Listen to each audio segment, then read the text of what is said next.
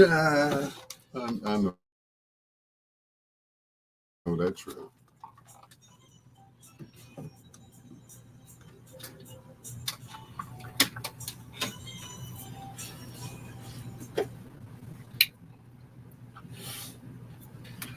Good evening, Facebook land. Howdy doody.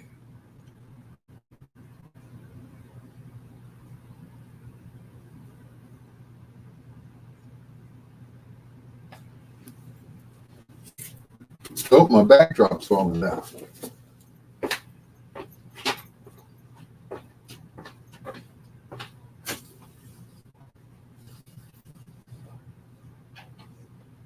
There we go.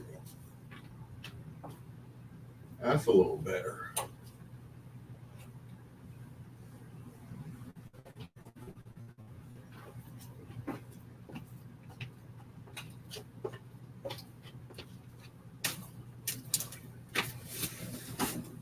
Oh, good God.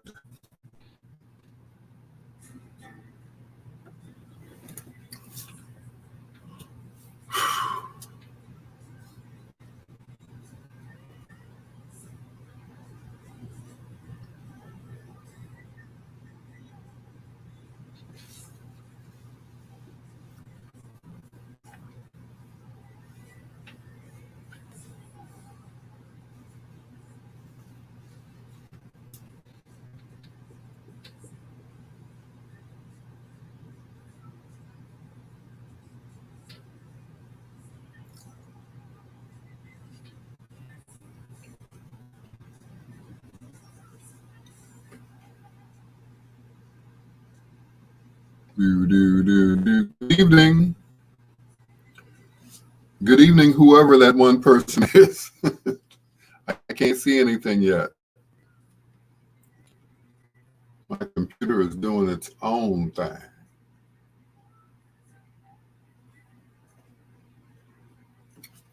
Anyway. Hello.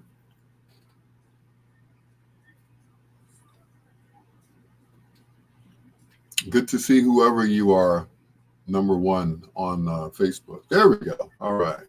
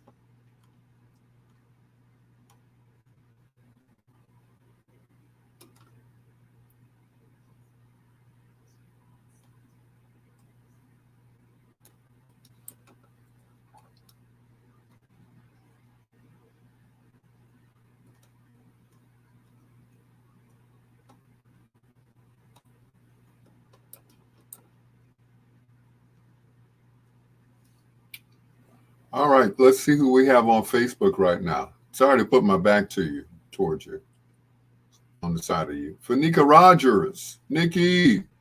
Hello, Nikki.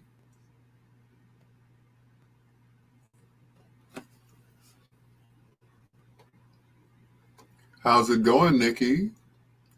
Thank you for joining. She's the first one in. Thank you. Thank you so much. So much. A whole bunch. A bushel and a peck.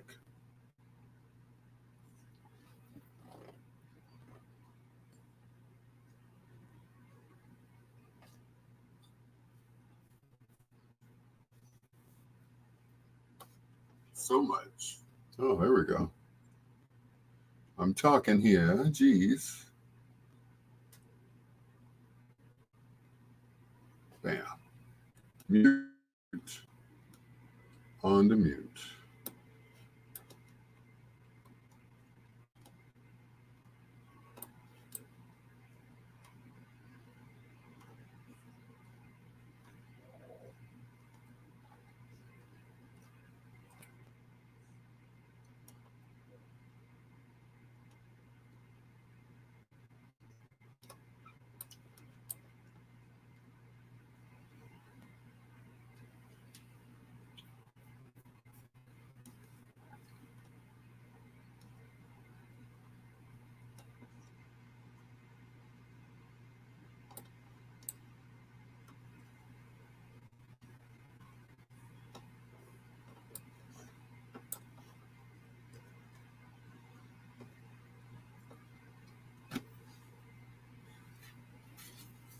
Nikki, where's my baby?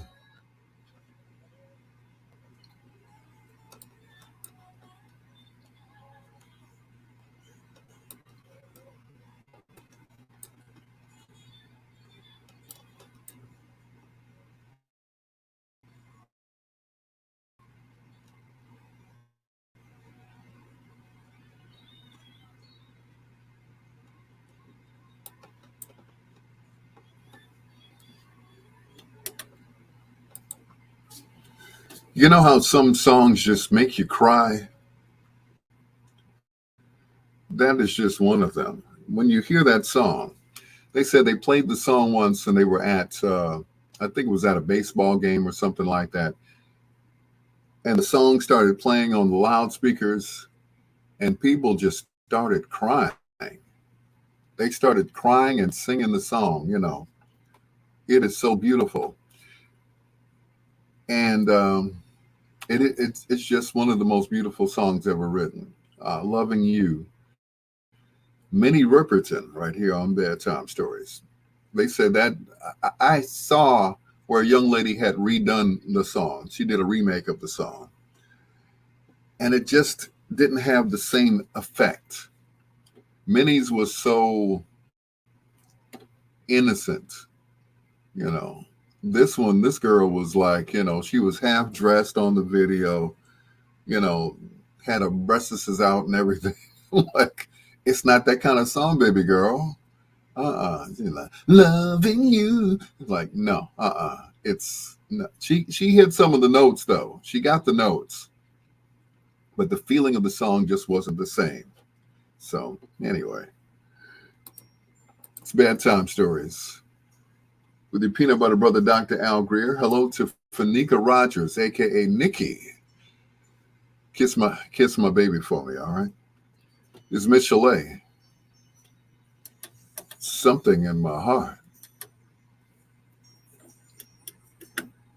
Sing, Miss Chalet.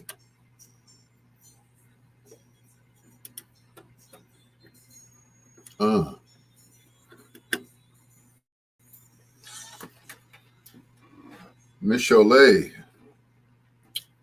She's in her room, sitting up in my room.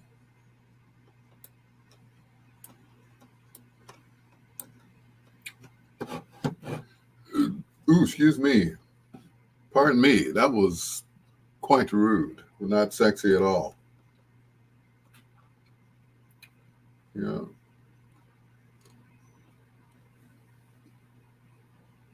Not sexy at all.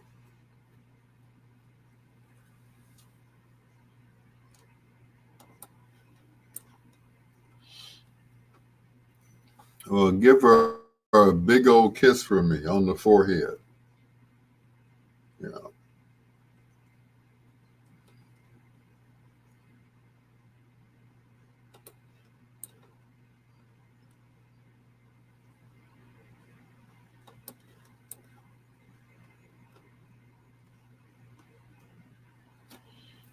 Yeah. All right, people. Let's talk. So I saw this video. It was a video of a restaurant, and the restaurant had uh, let me see, how can I put it mildly? They had a little rodent problem, and they were trying to the catch the mouse, rat, whatever. It wasn't a big rat; it was like a little mouse, and they were trying to catch it. And you could hear people like freaking out. They said, "Okay, your food's going to be on the house because of the rodent problem." Because everybody saw it. If they hadn't seen it, of course, they'd still had to pay for their food and everything else. So the rodent kept running on the counter, behind the counter of the restaurant, of the fast food restaurant. You never found out the name of the restaurant. So it kept running and running. And then finally a lady comes from behind the counter and tries to catch it. It escapes. And guess where it lands? It jumped into a deep fryer.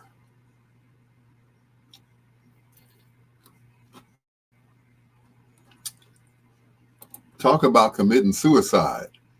It was like immediately. It was like, yeah.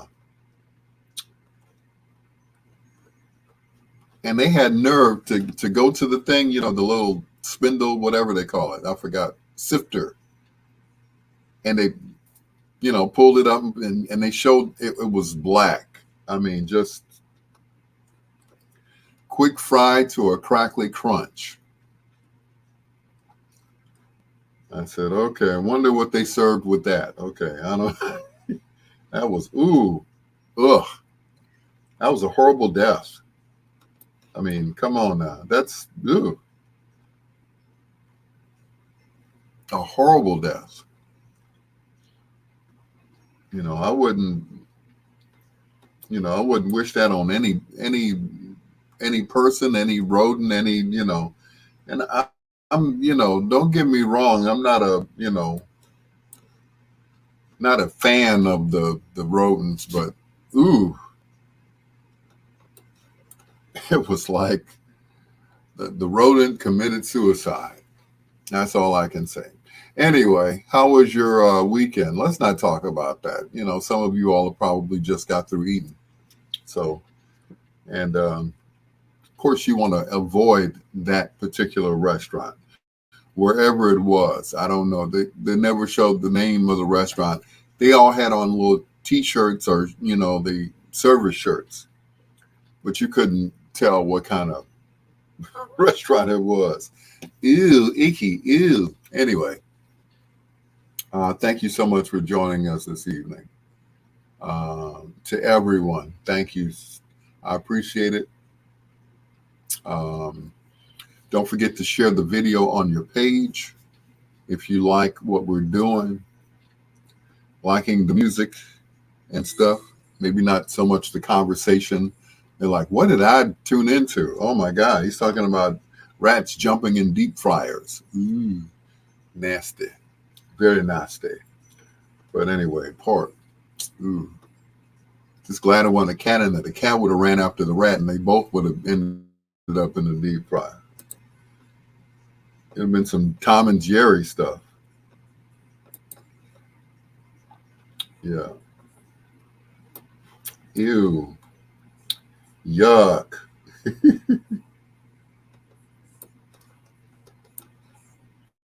That's some scary stuff right there. Anyway, once again, don't forget to share the live video on your page, please.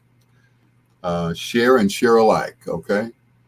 Because like we say at WVON, sharing is caring. So just go right ahead.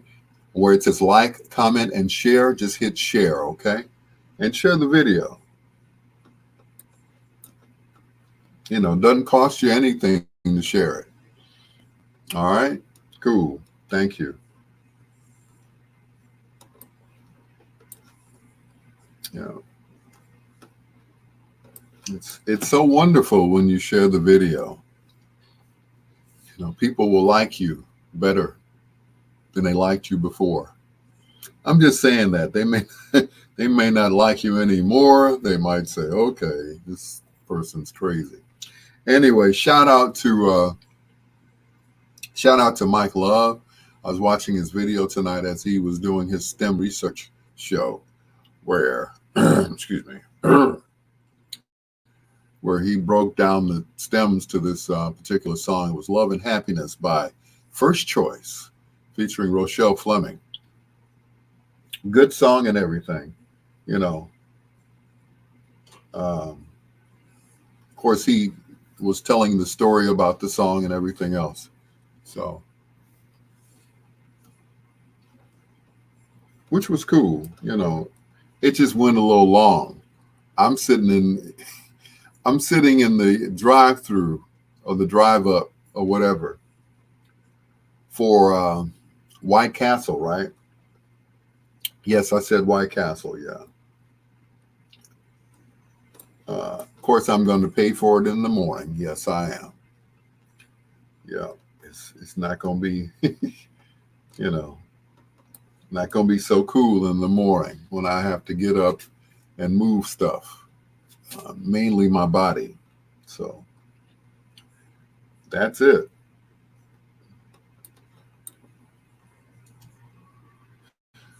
So that's the story right there. But once again, thank you for joining us on Facebook Live via the, I forgot, StreamYard. Let me throw my banner down there. Not that you guys will read it, but maybe some of you all will. Bedtime Stories with Dr. Al Greer. Donations are welcome via the Cash App at $Al P. Greer or at Zelle, which is my phone number, 773-519-1223. Shout out to Debonese Bird. Thank you so much, Debonese. I appreciate you. We'll shout you out on the radio. But thank you, Debonese Bird, who is a staunch supporter of not only Biggs Radio, but also of my show, which is Bedtime Stories. Thank you so much, darling. Debonese Bird. Love that name. Debonese.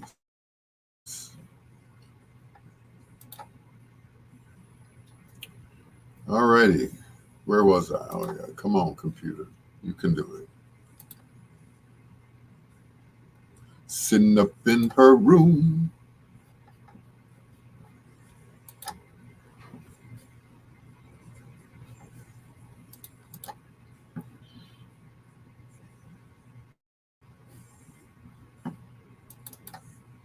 Must be good to sit in your room and never have to worry about paying any bills or anything. That's a wonderful thing. Don't have to do nothing but go to school and get good grades and come back home. That's a wonderful thing. Wonderful.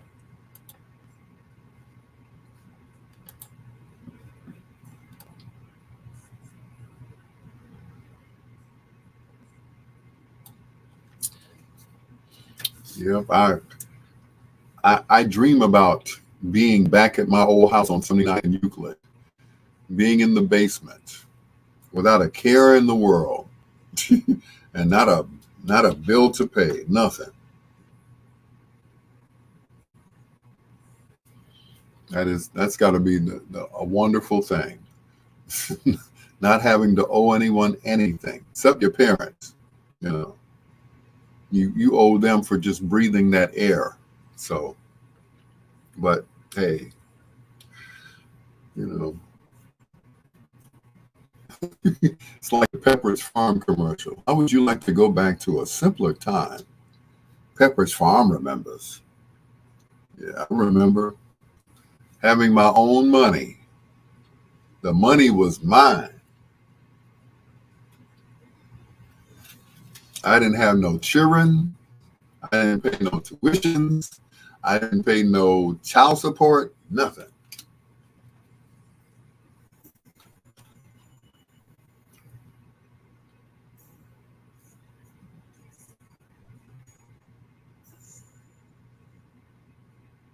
Mm.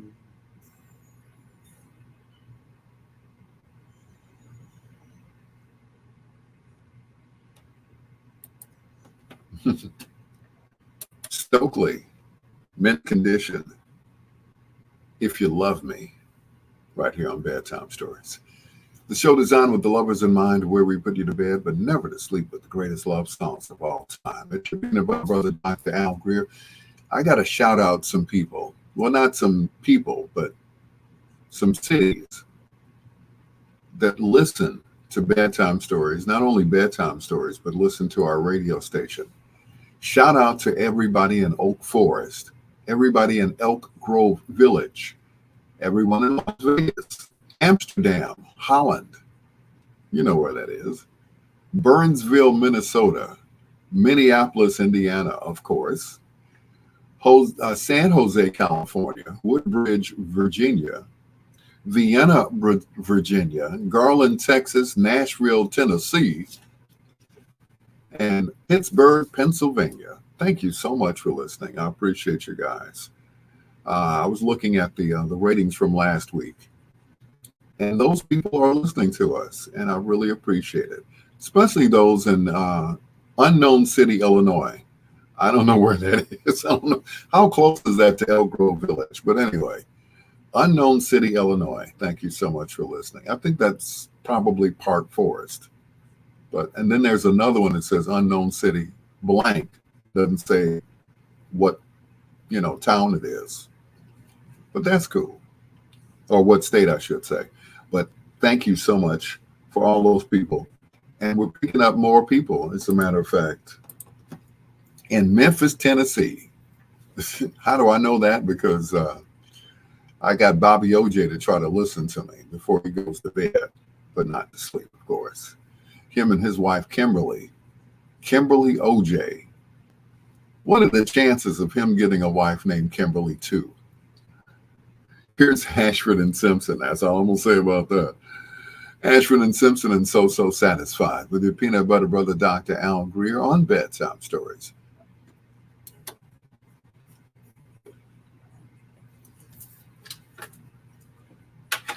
Sitting up in my room.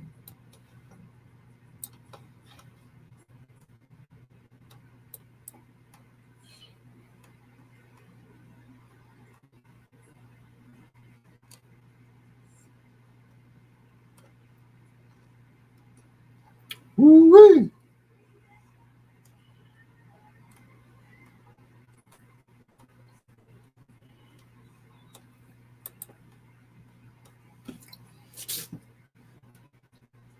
What happened to everybody? I guess because my video keeps freezing up. They don't want to be bothered with me. I understand.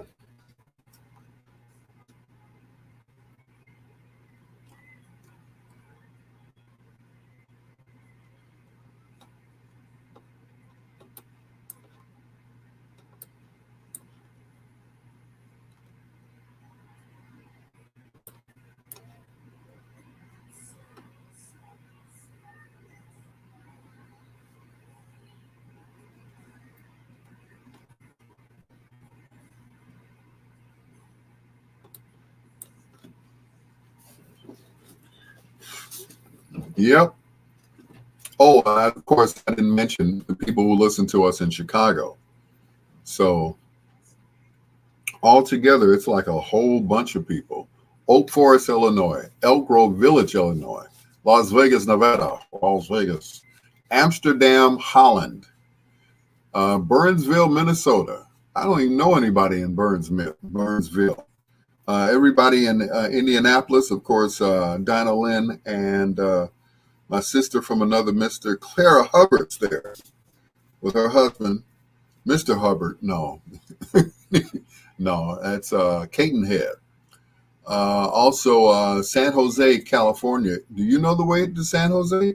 Woodbridge, Virginia, Vienna, Virginia, Garland, Texas, and Nashville, Tennessee. Nashville, Johnny Cashville.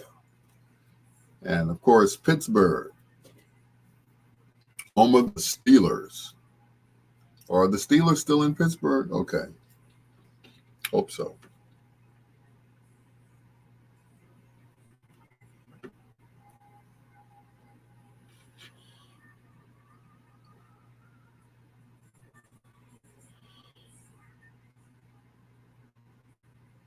Tomorrow will be 48 degrees in Chicago. Don't get too comfortable, though. Don't get too comfortable. Ooh-wee.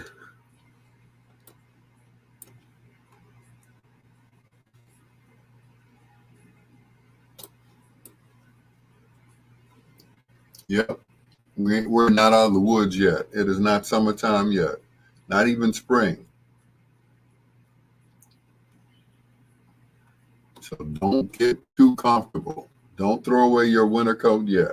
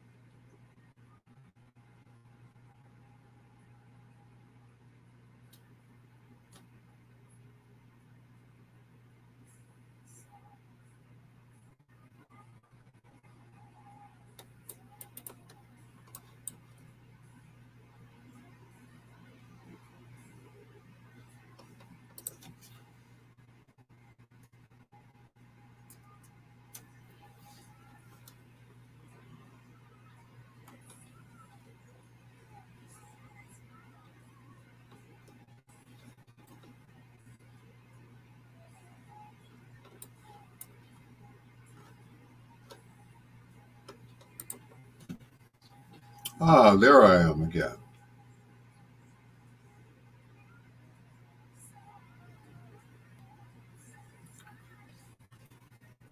Good evening. I can't hear you. Teresa Johnson says she can't hear me. John Caldwell says, Mo Larry, it's cheese. How can you not hear me? Wait a minute. Stop cam, settings, audio. Hello, hello, hello. Okay, yeah, it's on. It's on. Queen Janine. She's lean. Yeah. But yes, it does. Teresa can't hear me. John Caldwell, you're a nut, John Caldwell. You're funny. You're a funny guy, I tell you. You're funny. Teresa Johnson. Hello, Teresa Johnson. How are you this evening? Johnny C. Dun, dun, dun, dun, dun, dun, dun. Baby. You don't know nothing about that. Fantastic Johnny C. That's old school. Did a song called Boogaloo Down Broadway. The fantastic Johnny C. I don't know nothing about that.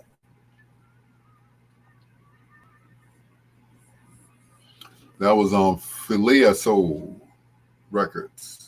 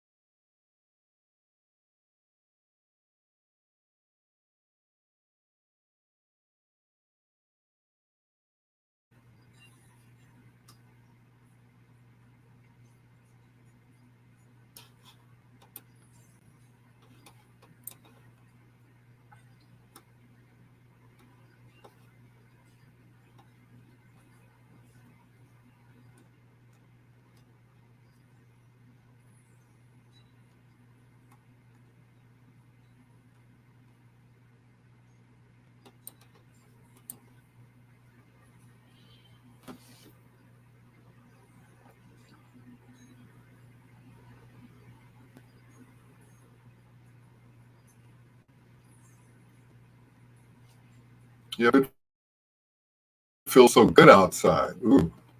I wanted to take my coat off, but I'm like, nah, I'm not going to take my coat off. Dr. Ron, page Dr. Ron, you're wanted in surgery. The lady's already in the stirrups. Rita, my love, you don't know what you're doing. It'll be 8 in Colorado. Oh, that's chilly. You do need my cold feet on. Well, anyway. Hi, Rita. Yeah. or your cold feet on my anyway.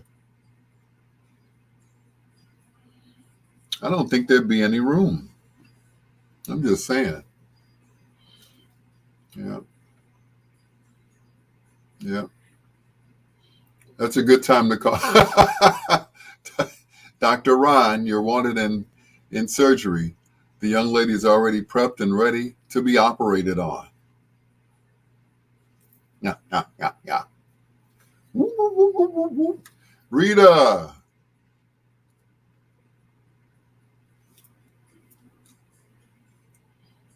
Rita, Rita, Rita. Rita M. Green. You got to say the whole thing. It's like a Tribe Called Quest. It's Rita M. Green. Yeah. How was your day, Rita? How was your day? Your day. Dr. Ron, how about you? Dr. Ron, prepped and ready to operate. I could just see him now. Is the subject prepped and ready to operate on? Yes. Yes, Dr. Ron. Thank you. All right. Everyone step back. I'm about to operate. Oh, Rita. Yay. Lawana, hey. You're having trouble with the freeze up. I know, right?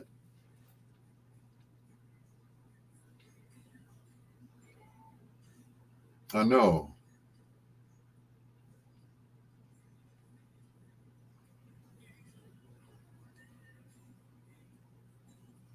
It was quite relaxing. You must not have went to work today then, Rita.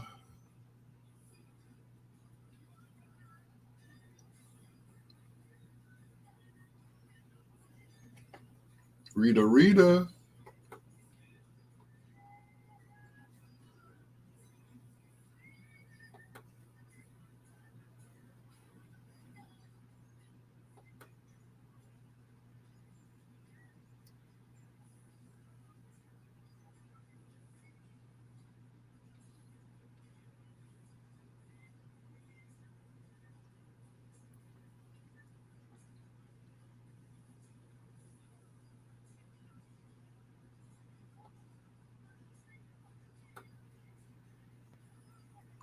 Oh, cool. You got your new computer. I'm sure it's a beast.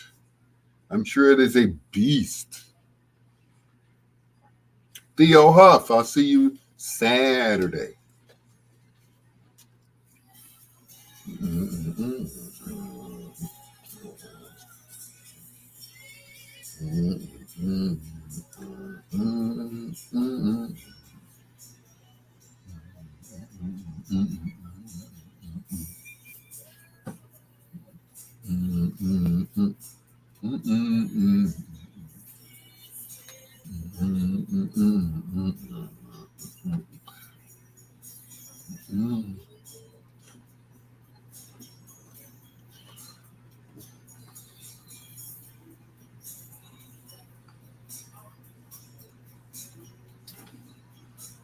Yeah.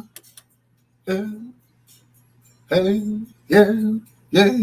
Yeah. Yeah.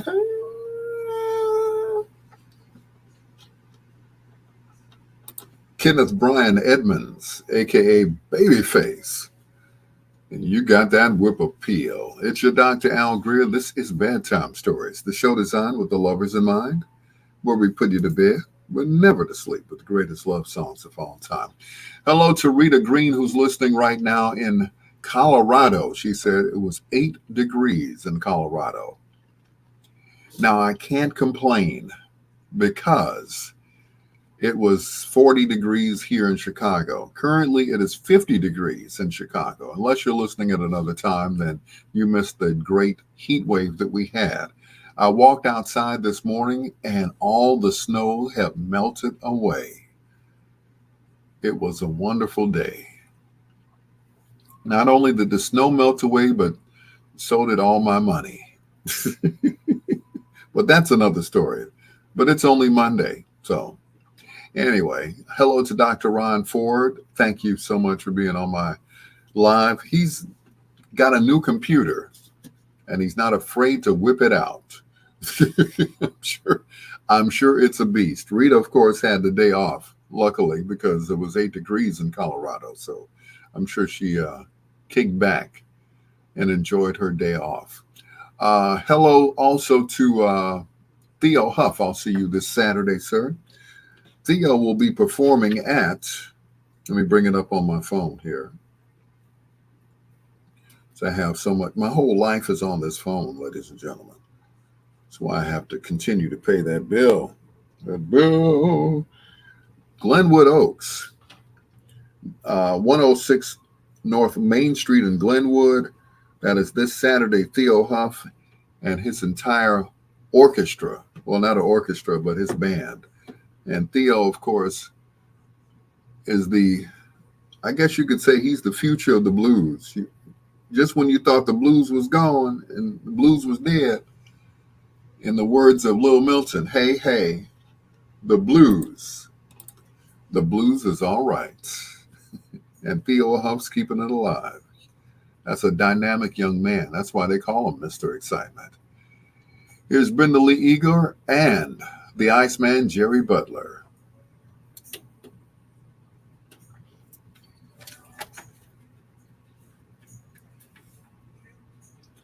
For you were Rita, Dr. Ron.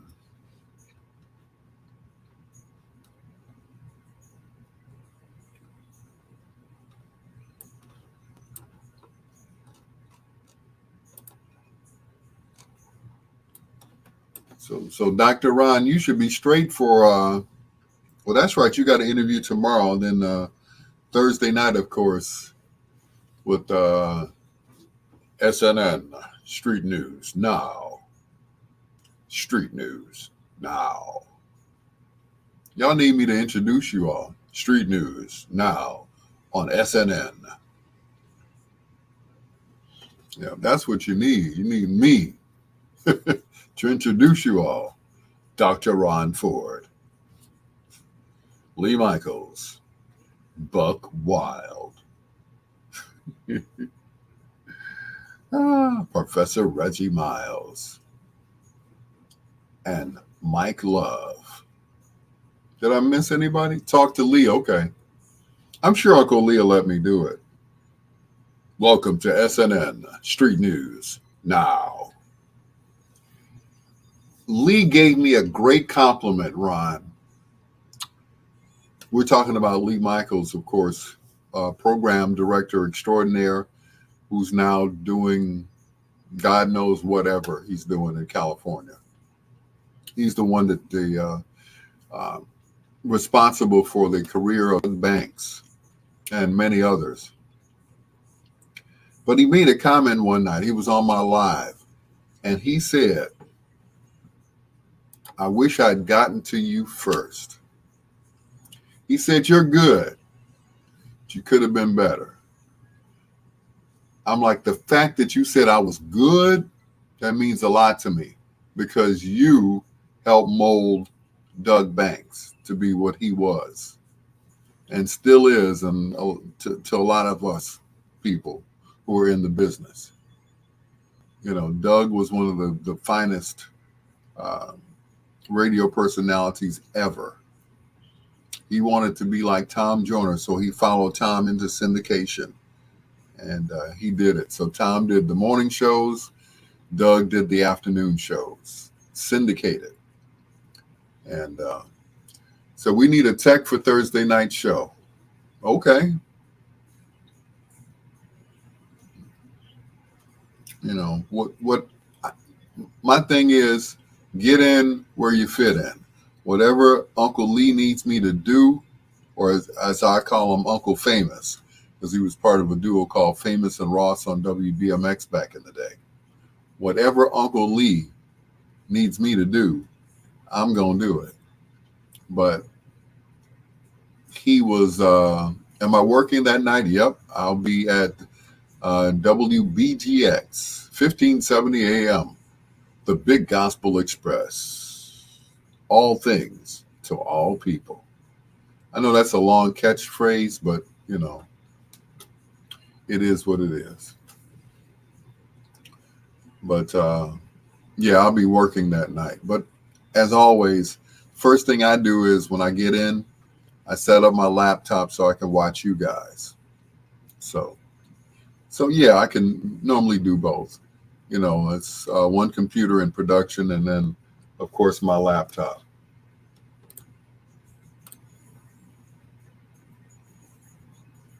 Yeah, so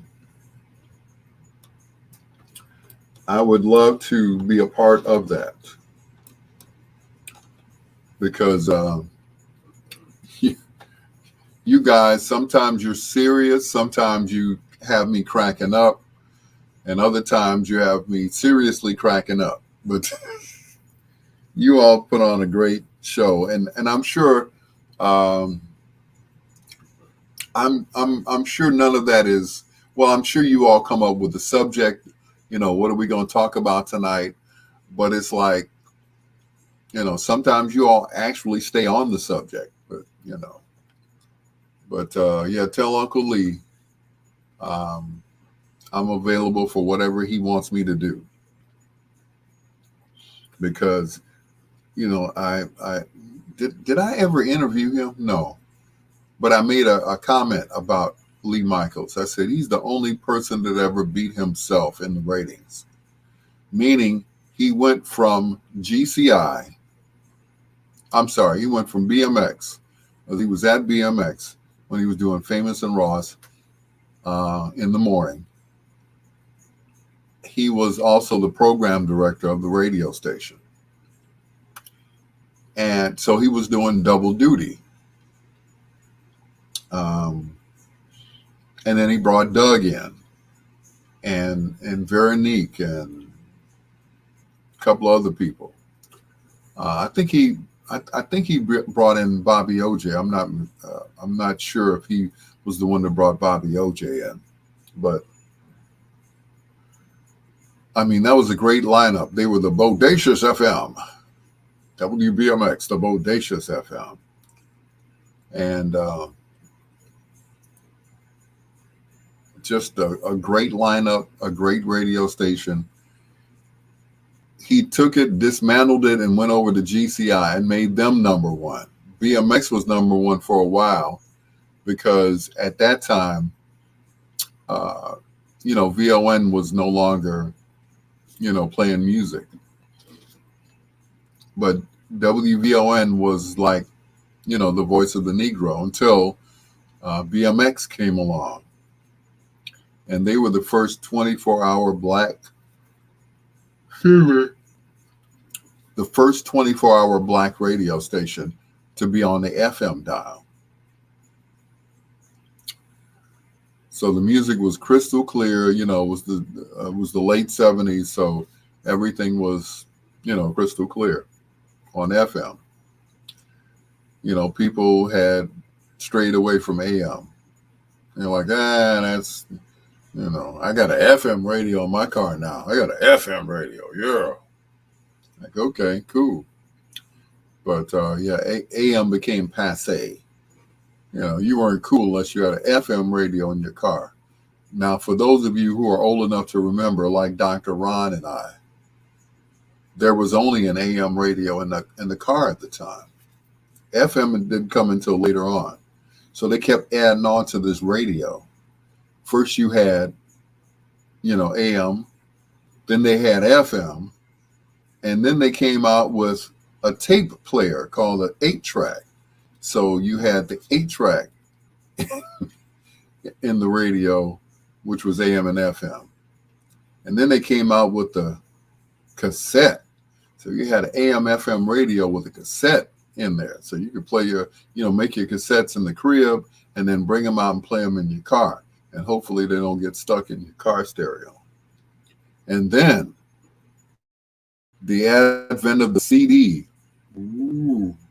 So you had AM and FM and a CD player in your car. Ooh. But these days, the radio is a control module for the whole car. It's scary.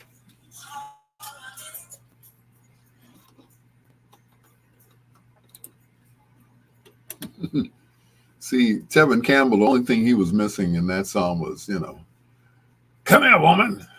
His voice is not that deep. So, back in the day, Teddy Pendergrass, he could say, come here, woman. And they're like, yes, here I am. You can't do that today. You say, come here, woman. And she look at you like, excuse me? You are not my father. Your name is not James Bell. What do you, excuse me? You don't talk to me like, my daddy don't talk to me like, okay, baby, I'm sorry. That Teddy Pendergrass stuff don't work on me. Anyway, it's Bedtime Stories with your peanut butter brother, Dr. Al Greer. Once again, welcome to Dr. Ron Ford, who listens periodically to my radio station, and to me, also to Rita, who's listening right now in Colorado, where it's 8 degrees. I don't know if it's 8 degrees now or it'll be 8 degrees tomorrow. But tomorrow here in Chicago, it will be in the 40s. So kind of looking forward to that, even though I'm not going to be out long enough to enjoy it, right? Anyway, coming up in a few minutes, we're going to do, no, we're not going to do foreplay. I'm trying to get out of here tonight. Where am I going? I have nowhere to go until tomorrow morning. Here's the first of 2 in a row from Blue Magic on Bedtime Stories.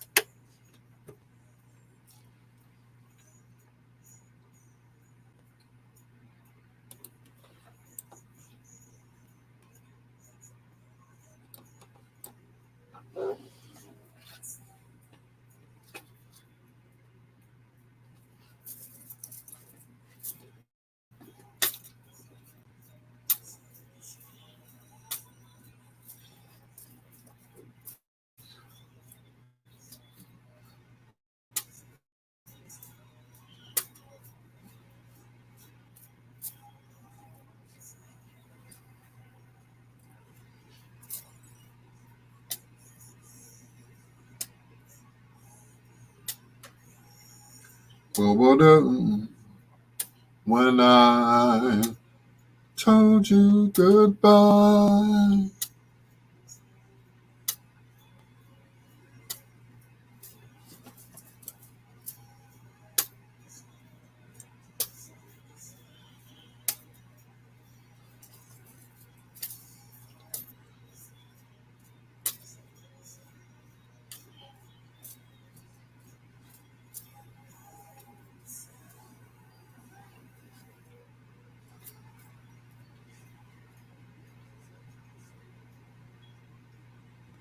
Teresa Johnson, can you hear me now? Can you hear me? I know Rita can hear me.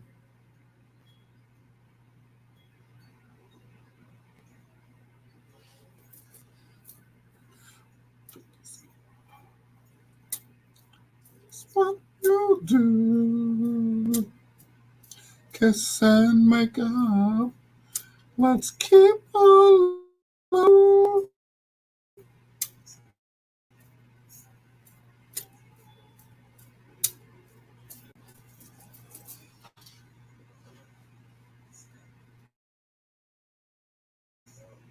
LT.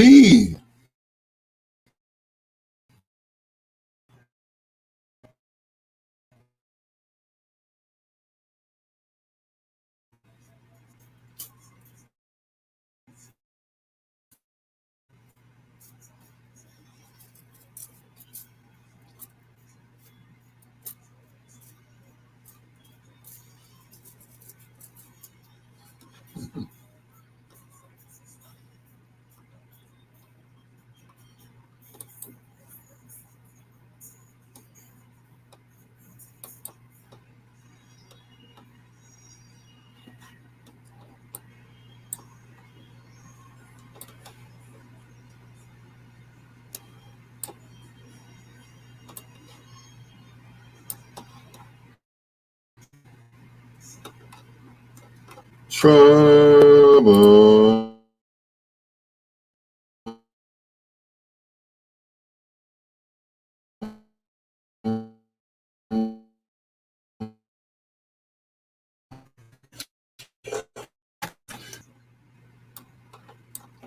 L to the T. What's going on, LT?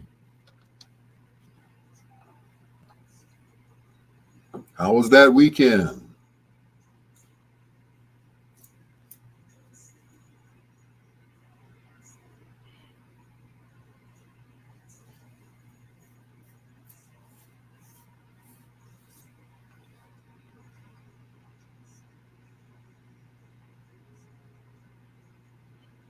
To put a spell on. It was fine. That's all right.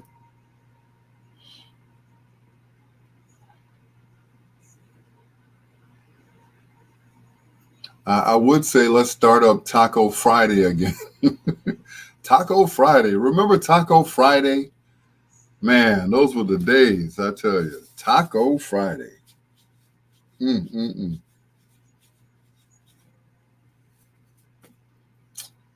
Yep, Taco Friday. Mm-mm-mm. Those were the days.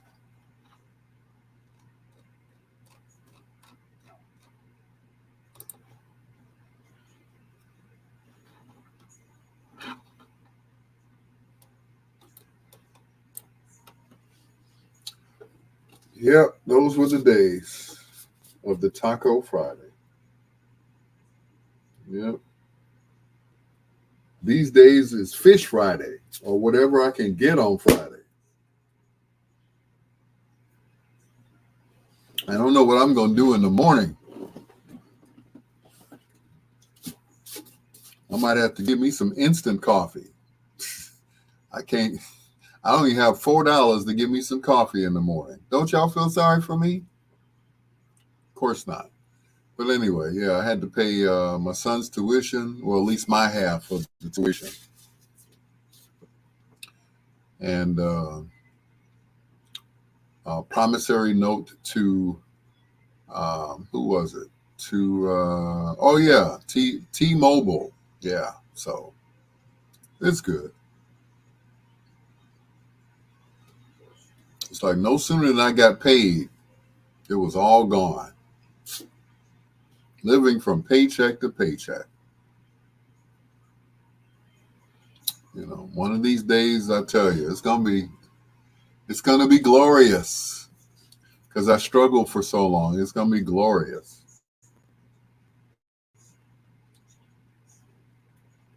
Yeah, I won't die broke and penniless. Anyway, did I mention my my GoFundMe page, and of course, what is that? PayPal and all of that stuff.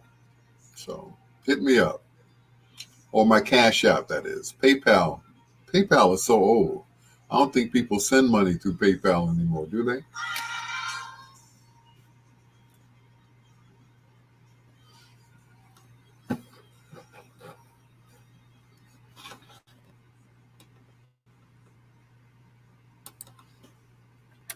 Two in a row from Blue Magic, Spell, and Stop to Start right here on Bedtime Stories with your peanut butter brother, Dr. Al Greer. Saying hello to LT. Thank you for checking in on Facebook Live. I appreciate it. Don't forget, as always, make sure you share the page, all right? Because share and share alike, because sharing is caring. Bedtime Stories, of course, is sponsored by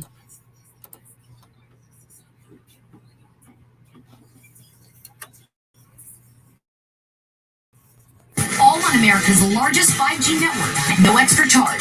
Metro, empowering you to rule your day. Portions of Bedtime Stories with Dr. Al Greer are brought to you by Metro by T-Mobile, empowering you to rule your day. That's right. We have a sponsor. We're about to have another sponsor. If they can ever, get with me. Williams Inn is going to be our new sponsor. They're 22nd in Michigan. Williams Inn in the South Loop with the best pizza in town, bar none. It's your peanut butter brother, Dr. Al Greer, and this is Bedtime Stories on WOSD Radio DB Chicago, WDLB Indianapolis, and WRLN the best music of your life. Ray Neal Media State. He's a copycat, I tell you. You heard that from me. But that's okay. My video's locked up. Oh, Uncle Lee's on. Let me fix my video, guys. Lee Michaels, ladies and gentlemen. Here's Harold Melvin and the Blue Notes featuring Sharon Page and Teddy Pendergrass on Bedtime Stories.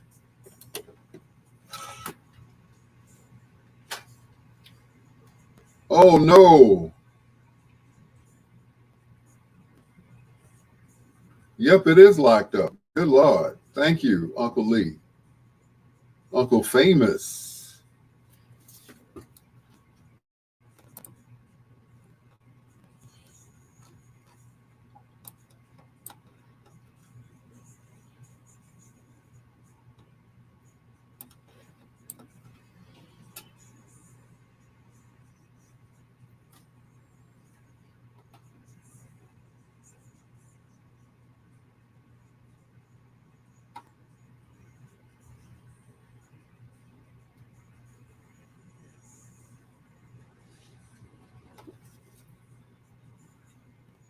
There we go. Is it unlocked now? Wait a minute. Let's see.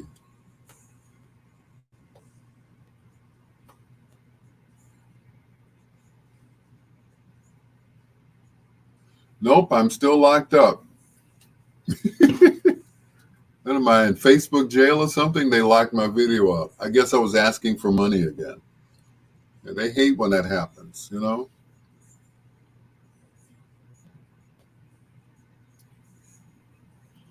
I mean, it looks fine over here. Wait a minute. Let me try something else. Damn. Ugh. Ugh.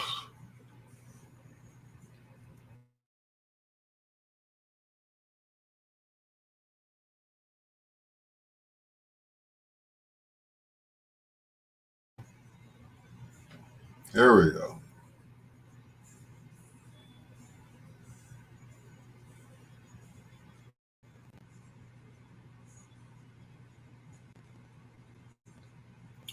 There we go. Let's see what happens now. Not enough firepower. Fire in the hole.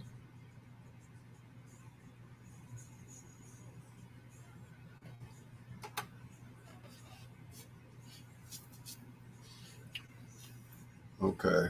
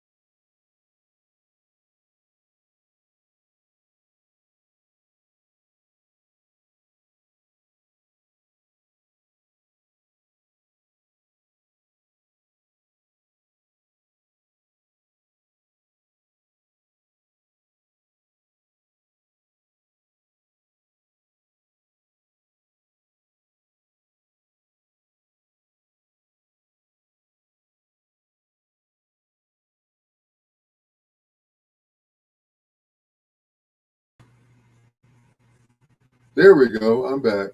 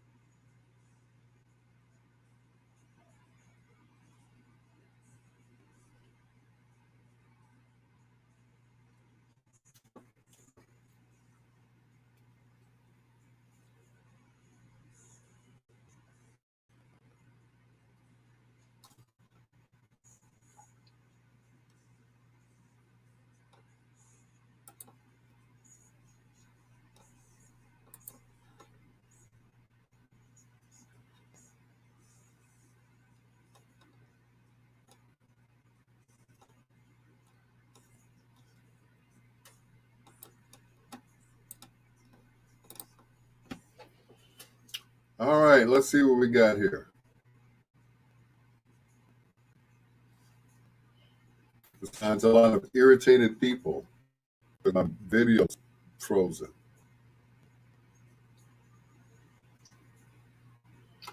All right, now let's see now.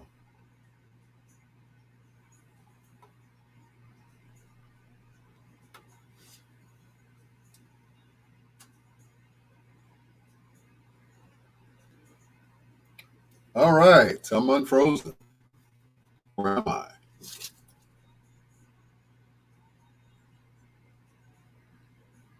Hmm.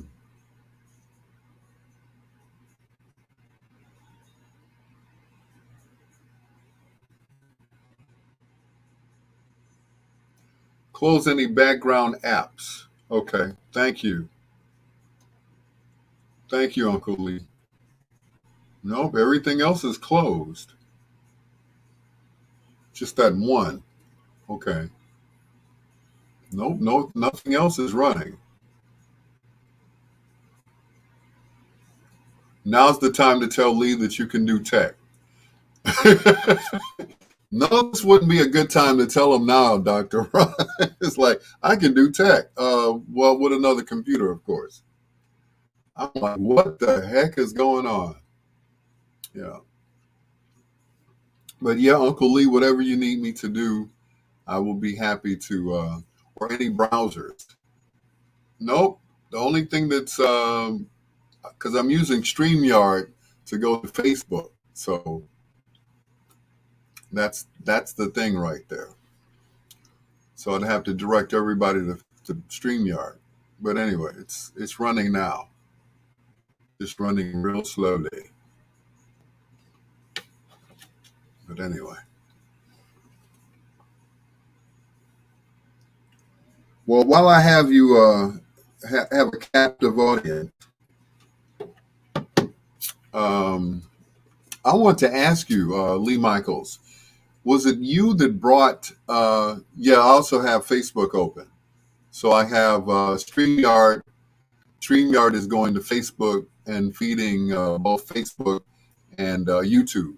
So I think it might have something to do with my internet connection.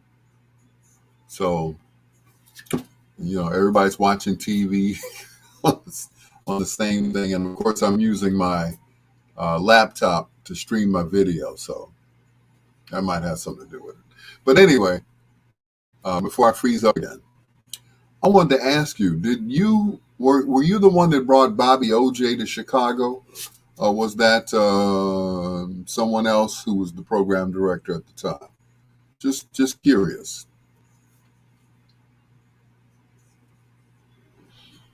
Or was Bobby just there when you got there? Because I'm trying to remember who the PD was at that particular station.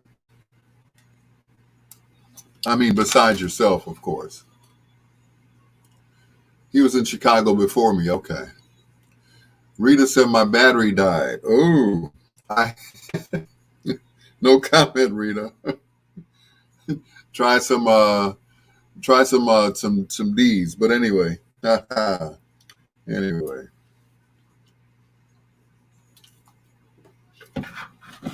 She gonna spank me when she sees me. I hope so.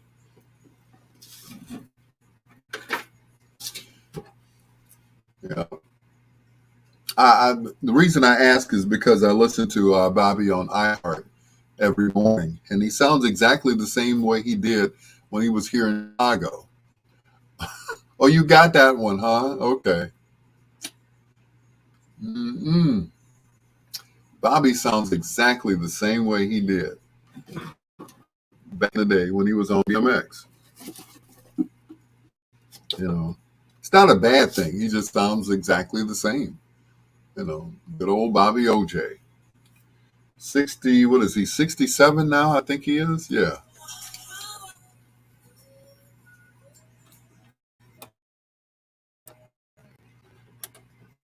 I need a banker, and I apologize.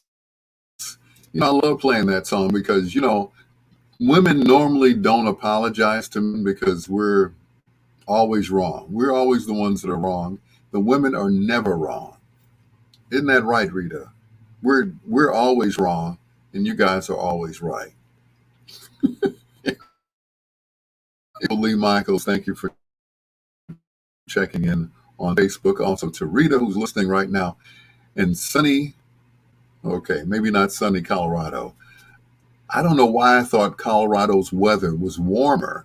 I guess because they're on the West Coast. I just assumed everything on the West Coast is warmer. Arizona, Las Vegas, that whole thing. Because I see Mama P, and she looks younger and younger every time I see her. She's in Arizona right now. She asked me one time, she said, you know why I moved to Arizona? I said, no, Mama P. Why did you move to Arizona? She said that the weather was better out there. It's better for her health. I ain't mad at you. One of these days, I'm going to move out there too, to the West Coast. I'm going to show up one day at Uncle Lee's doorstop in a big old basket. It's your Dr. Al Greer. This is Bedtime Stories, the show designed with the lovers in mind, where we put you to bed, but never to sleep, with the greatest love songs of all time. Like this one from Herb Alpert with a little help from Miss Janet Jackson. This is Making Love in the Rain on Bedtime Stories. When I got to BMX, Bobby was on JPC.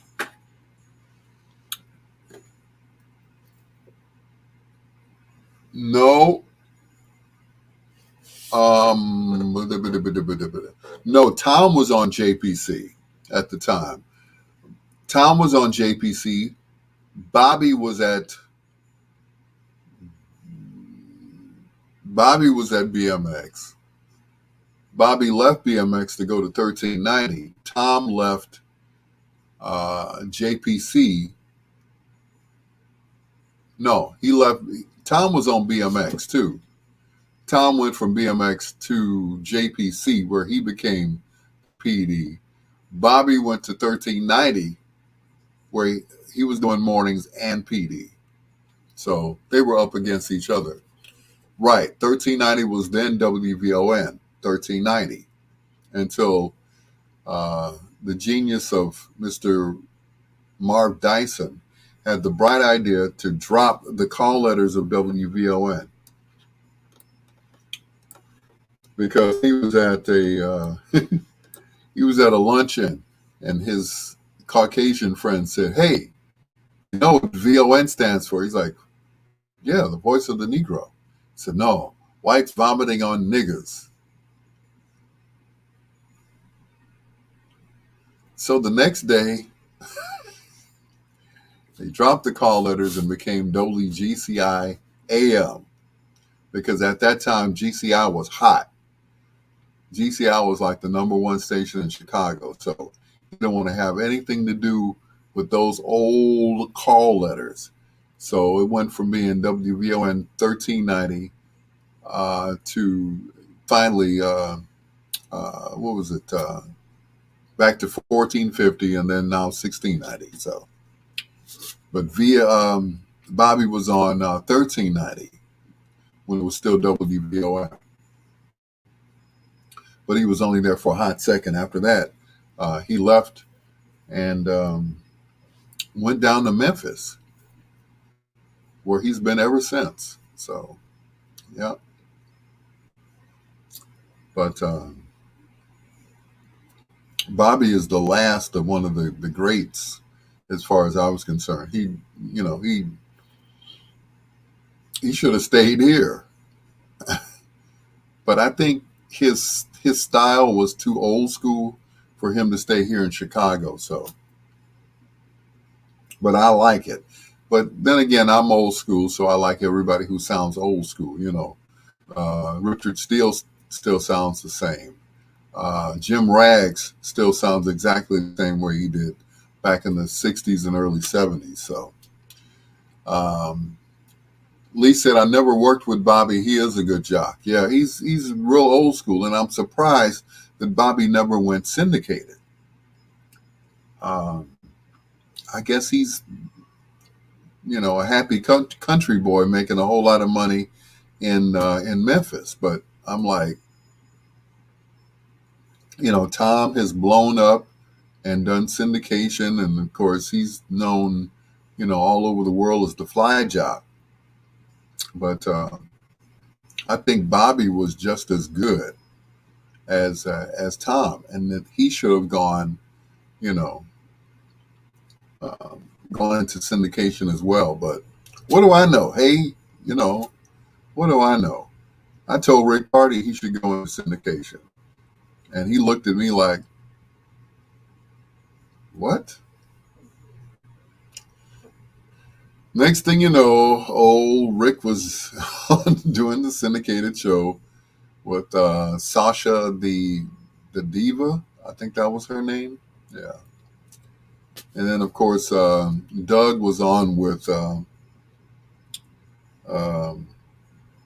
gag, I can't think of her name, but she's doing mornings down in Dallas. Dee Dee McGuire. So she's still doing a syndicated show, but I think she's on in the morning. Dee Dee McGuire, whom some people couldn't understand because she talked so fast and you could never understand what she was saying, just like I just did. So Rick is better alone. He is. I've always listened to Rick, and he's always been by himself. He's basically a one-man show, and he does well off himself. Doesn't need any help. Doesn't need, a comedian and a slick talking chick, his sidekick. So, Rick is a great standalone jock. He doesn't be a part of an ensemble. Ricky Smiley or Steve Harvey.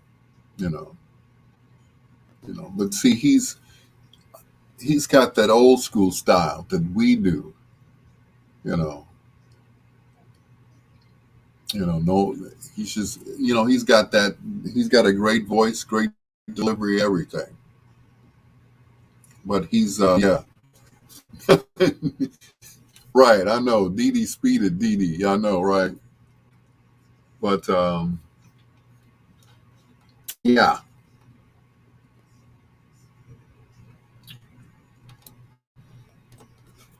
But, yeah, Rick is good by himself. Dee Dee, I haven't yet Dee Dee. I hear she's doing a syndicated show, and I think running on Power locally, but I haven't heard her yet. So I would love to hear what she sounds like now. So I have never heard a woman do morning drive. Never. I mean, I hear them with, like I said, an ensemble. One of the best voices in the business was Shirley Strawberry. She goes by Shirley Strawberry.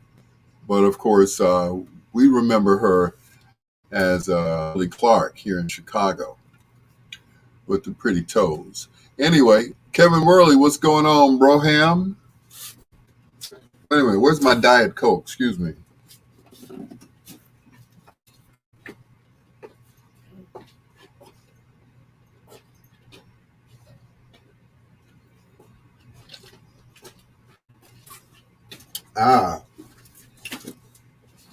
And the ice didn't melt it. Shirley Clark. That was her name. Yeah, Shirley Clark. And she did mornings at GCI with Doug. She was part of Doug's Banks and Company, which,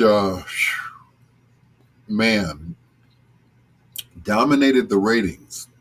Just when we thought that mornings couldn't get any better at GCI after Bob Wall, then Doug Banks stepped in, and it was a whole new ball game. Everybody and including myself, we all thought that Doug was from here. We didn't know that he was born in Philadelphia, raised in Detroit. Yep.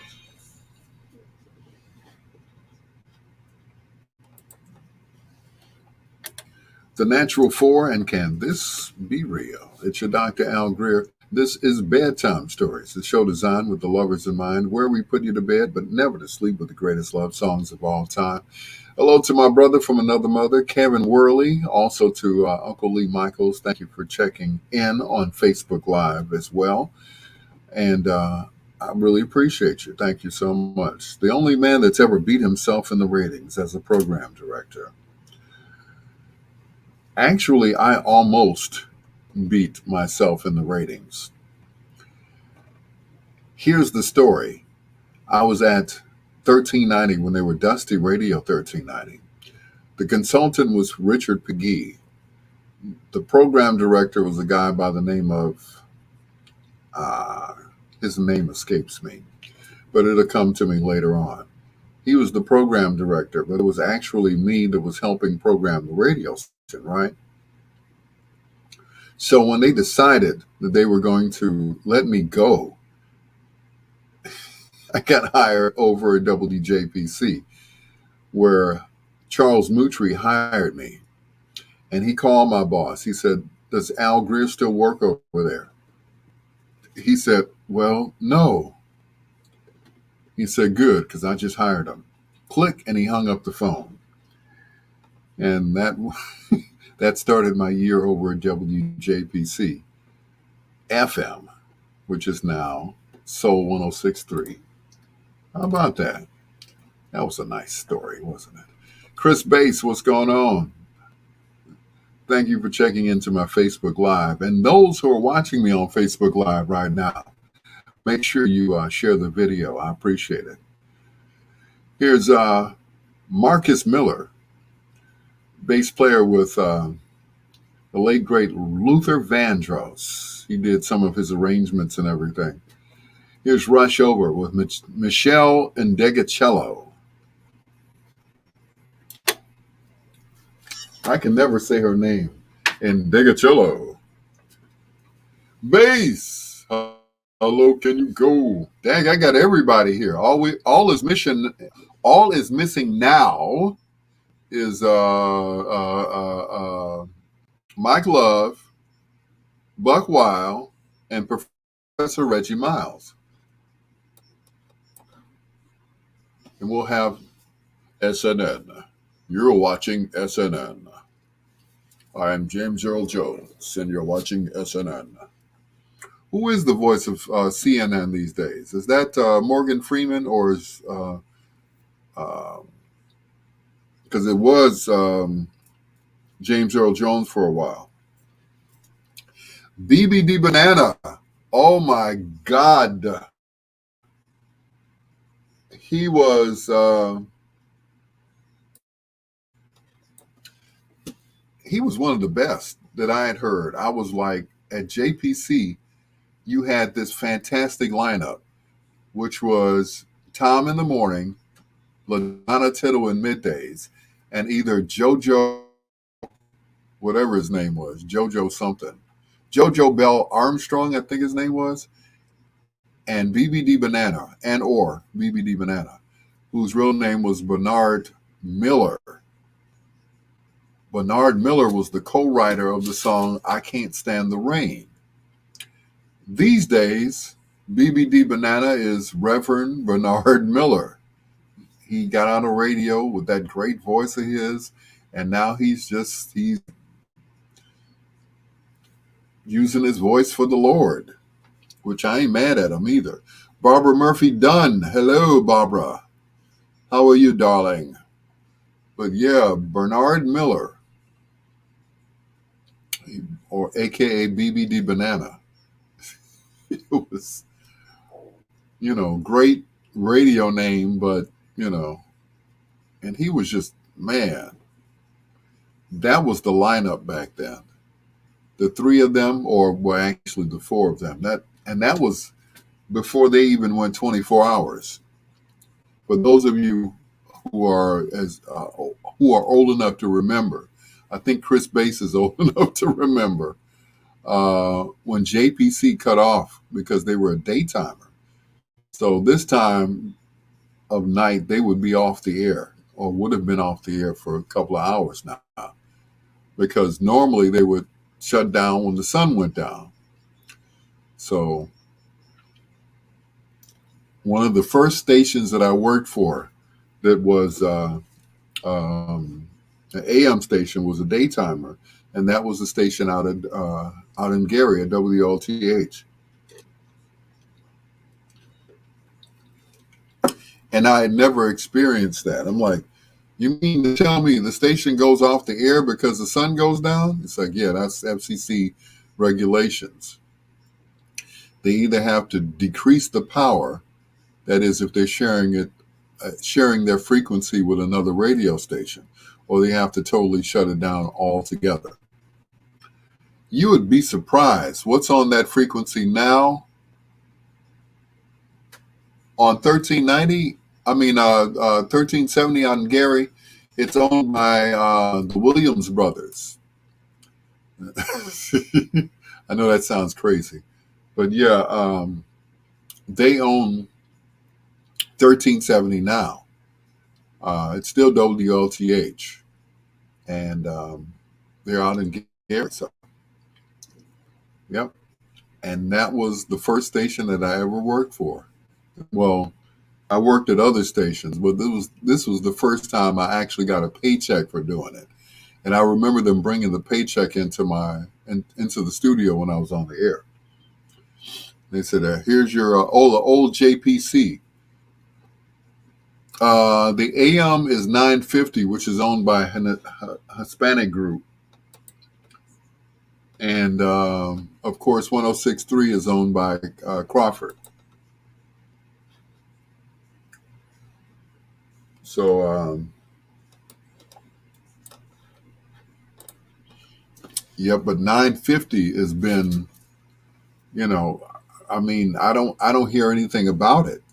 That's just it.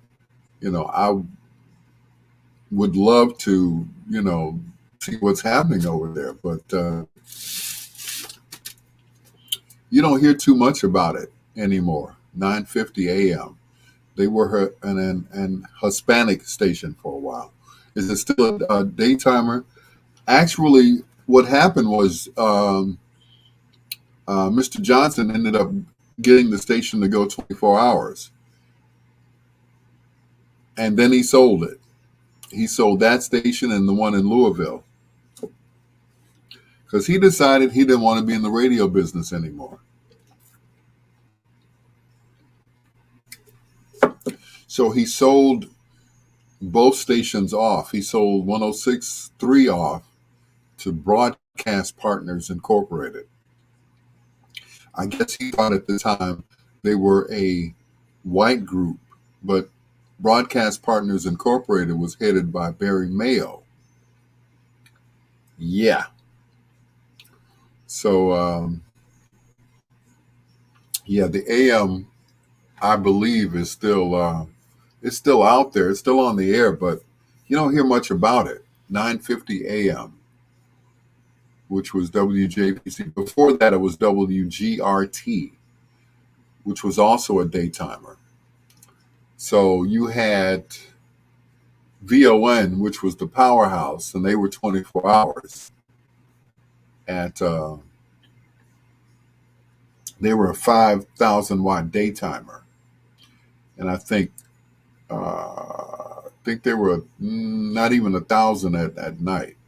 I take that back. They were 1,000 watt during the day and 500 at night, because you usually have to cut down the power at half.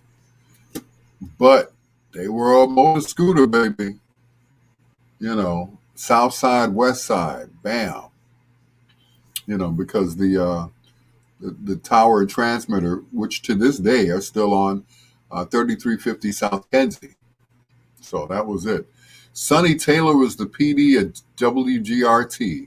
Sure was. And then Sonny went over he was at GCI for a while.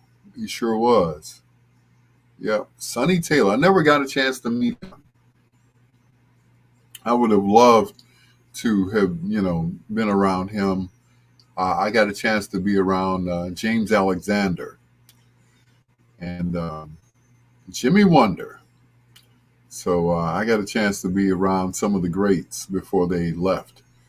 950 now is Relevant Radio. They broadcast religious content. Oh, okay. All right. Uh-oh, it's the Sister Teresa. Hello, Sister Teresa. How are you? Long time no see. Hope you and the family are doing well. Thank you for joining us here on our live video and even live or audio. The Sister Teresa.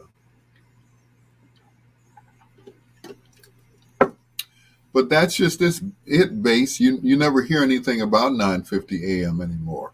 I mean, back in the day, I'm good, Teresa. Thank you. Thank you, sis. Back in the day, was, and of course, that was the last time that we had it, meaning, us darker folks. It was Rap Radio 950, and they were promoting it pretty well.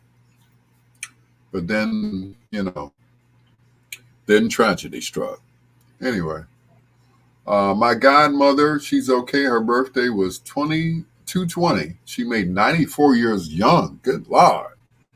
That truly is a blessing, Barbara Murphy Dunn. Thank you. Thank you for sharing that with us. 94. That's all right. I want to know what her secret is. Other people were croaking and she's 94 years old. That's what's up. That's what's up. But back to the station. Yeah, the station, which was known as Rap Radio 950, was, they were doing well at that time.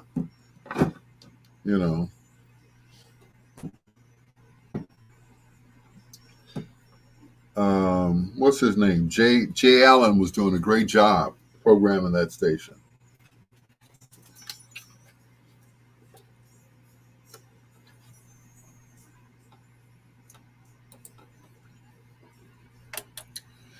Maze featuring Frankie Beverly.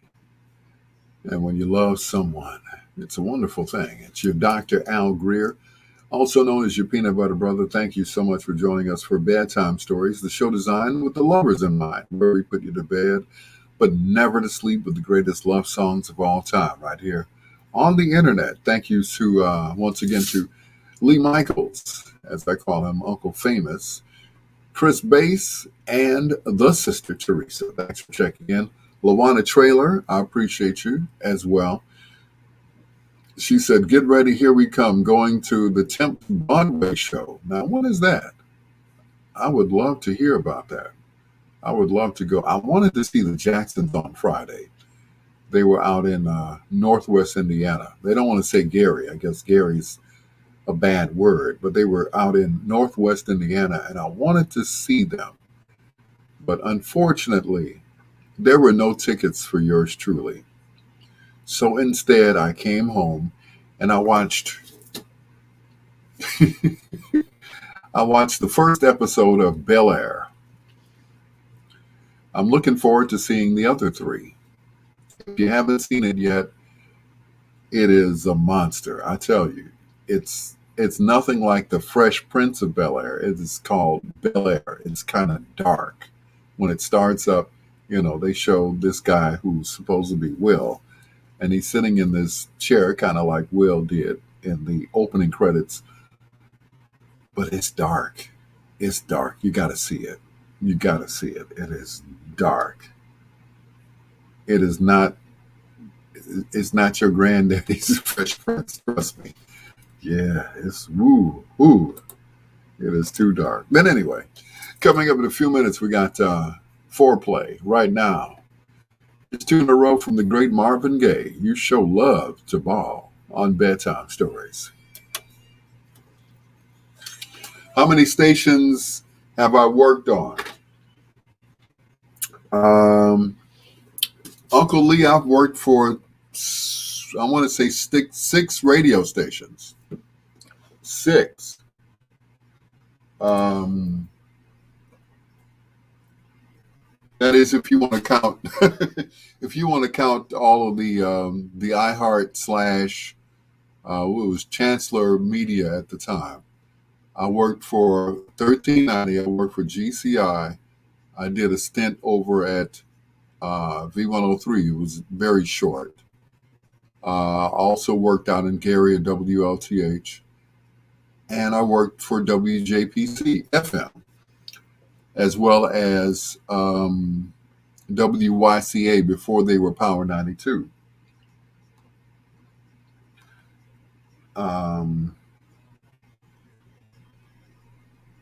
Which is interesting because I worked there. Well, when I worked for Chancellor, or at the time Gannett, whatever, I also got a chance to work over at 103.5 before they all came together in the same building. I was the, hey, Barbara Murphy, thank you so much. I was the producer slash board op for a guy named Super Snake, who was popular out in Phoenix. What he did was he would, via phone lines, he would record his show, and they would record it on a reel-to-reel. And I would come in the evening, and I would run his show over, the intros of the songs. So it sounded like he was actually there. So they asked me if I would like to be a part of the show. I said, besides being, the engineer slash producer, okay, sure. So Super Snake started calling me out. He's like, ain't that right, Professor Al? And I would have the mic like way up here, way up high. And I would, yell something out like actually, responding back to him. And they played the SKU or the cassette, the demo, whatever. They played it in a meeting one day. And they said, they need to give this other guy a show. That was me. It never happened. They ended up hiring Nina Chantel, Rick James, and Irene Mojica. And that was it. And I ended up going back to GCI because I was on GCI AM. So they hired me to do the FM. And that's when I was doing Whispers in the Dark. So that was my, that was my crowning glory when I went to GCI, having been on the AM on Dusty Radio 1390. And the infancy of Gospel Radio 1390, which is what it is, or Inspiration 1390, which is what it is today. So during the transition, I was still on 1390. And then after the transition, they put me on the FM, where I did Whispers in the Dark for a few years. So that was it. Evan Luck, oh my God. Evan was the absolute best. Evan was the coolest white boy I'd ever heard on the air. I can remember one night, he came out of a stop set, and you had to talk coming out of the stop set. And the song that he played out of the stop set was Portuguese Love by Tina Marie. And of course, you have to hit the post. In other words, you have to be through talking, right before the song started. I was like, okay.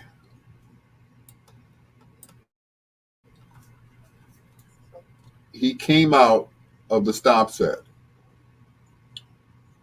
It was so cool. And he hit it. It came out. You know how Portuguese Love starts. That dun, dun, dun, dun. Evan Luck came out of the stop set. He said, WGCI. It was done. I was like, damn.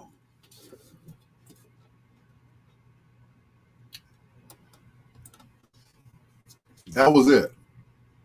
He said, WGCI. And Tina came in with the, whatever she was saying over the beginning of the song. Before that, after that, Evan went to 103.5 for a while, but he's in Costa Rica now. Damn. Wow. Because I remember he was at 103.5 for a while.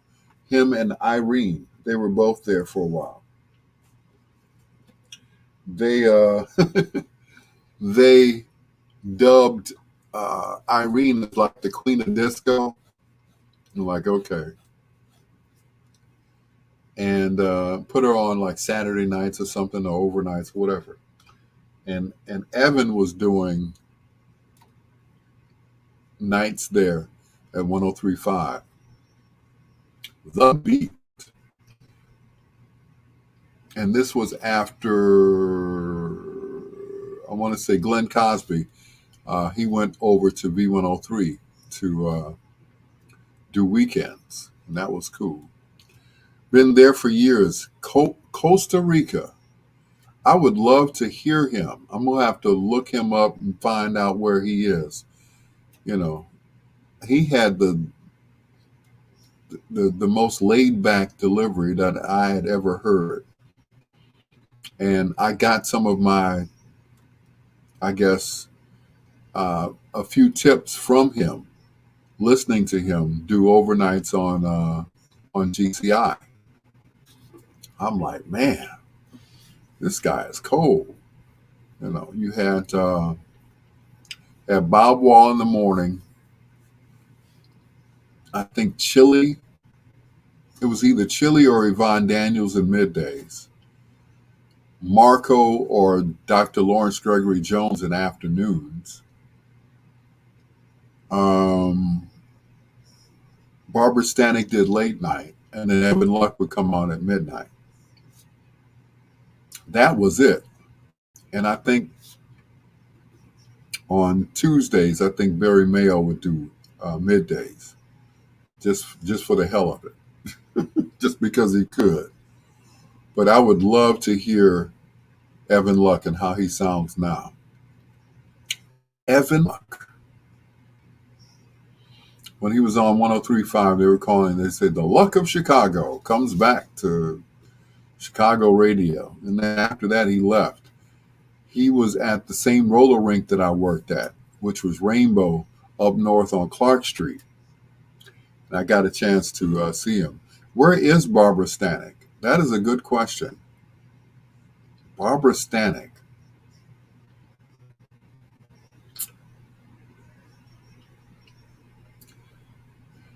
I don't even know where Irene is. I had like several numbers on Irene, and we all did an interview together.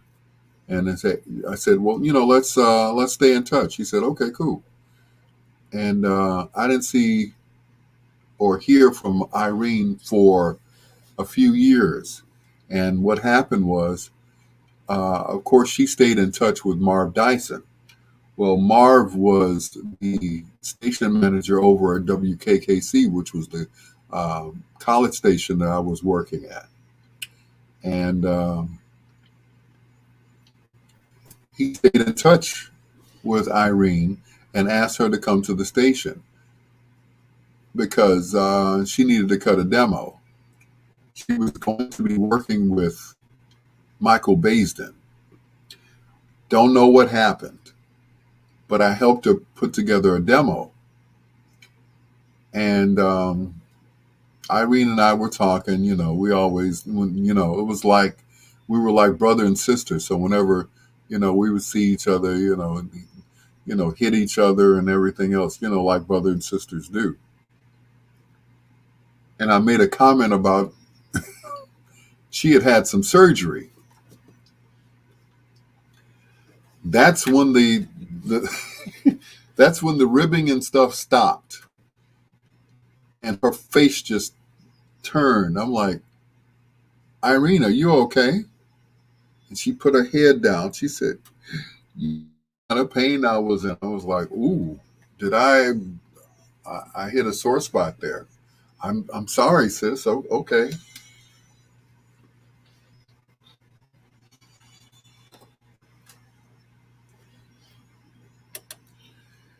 Marvin Gaye and Distant Lover, the live version right here on Bedtime Stories. The show designed with the lovers in mind, where we put you to bed, but never to sleep, with the greatest love songs of all time, with your peanut butter brother, Dr. Al Greer, going down radio memory lane with Uncle Lee Michaels, former program director of both BMX and GCI. He told me once, and this never left my brain, he said, "I wish I had worked with you or worked on you." One of those. I was like, yeah, I probably would have been a lot further than I am now, because, you kind of tutored Doug Banks. So I probably would have been, a little bit better than I am now. But you know what they say, you can't improve on perfection. Coming up in 11 minutes, we're going to do foreplay right here on Bedtime Stories. Also, hello to Barbara Murphy Dunn. Thank you for checking us out. She said, Al, Bob Wall was our manager when I was in this band called the Showdown Band. I was the lead singer, mostly jazz, R&B cover songs. Then that happened to Bob. You know the story back then. Yeah, unfortunately, Bob Wall was going to make a comeback here in Chicago. As a matter of fact, last time he was on the air that I know of was on V103. There's a possibility he could have done afternoons or mornings at V103. Unfortunately, they would not let go of the past. He went back home to Little Rock, Arkansas, where he took his own life. He was very talented too. Bob Wall, a.k.a. Robert Harrison. Here's AWB and A Love of Your Own, right here on Bedtime Stories. Did I ever work with that guy, Glenn Cosby? Yes, I did. I did work with Glenn. Glenn was my boss when I was at 1390. He was the PD for a while.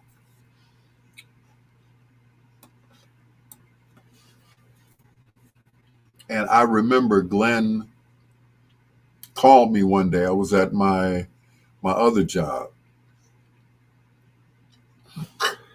At that time, I was working for Radio Shack. And I remember him calling me and saying, I had said something to Jackie Hasselrig. Jackie was the assistant PD of the station. Glenn was the PD, or the program director. And I had mouthed off to Jackie. Jackie Hasselrig, who also was the host of the Music of Love and Inspiration on Sundays on GCI and V103. Jackie came into the studio one day, and I was on the phone. I was doing my thing. I was on the phone. I was playing music. I was doing this. I was doing that. Jackie said, "Get off that phone, Al. Get off that phone." I'm like, "Lady, who are you talking to? I'm a grown man." That time, I think I was 20-something. I wasn't grown yet. She said, "You cannot do a show on the phone." And I was like, oh, okay. And that stuck in my head. You cannot do a show on the phone because you will miss cues. The first thing you do is you turn the speakers down in the studio. Can't hear nothing, right? Right. You turn the speakers down, you can't hear anything. So you don't know if the song faded out or whatever. And that was it. So she gave me some great advice. You cannot do a show on the phone, Al. I said, okay. Little did she know, a few years later, we would be doing doing shows on Facebook Live and talking and doing this and doing that. Yep. How about that?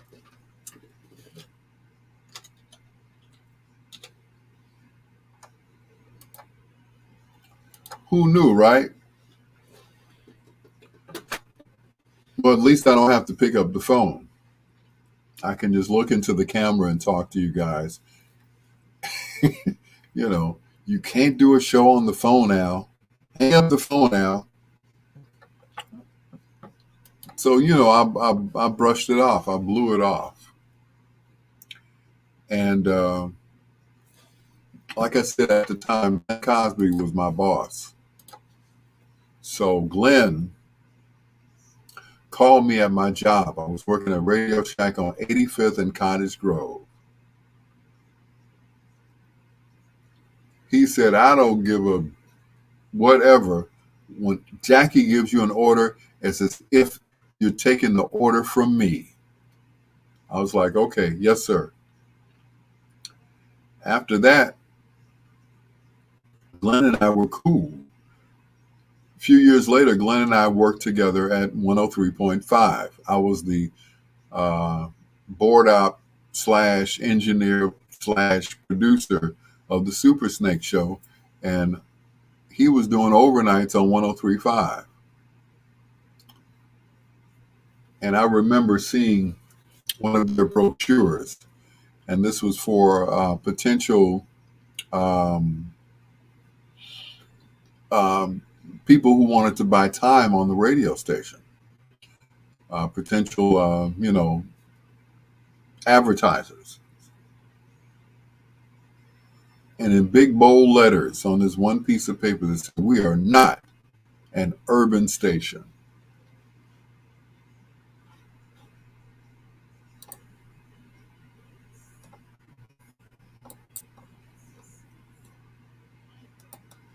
They said, we are not an urban station.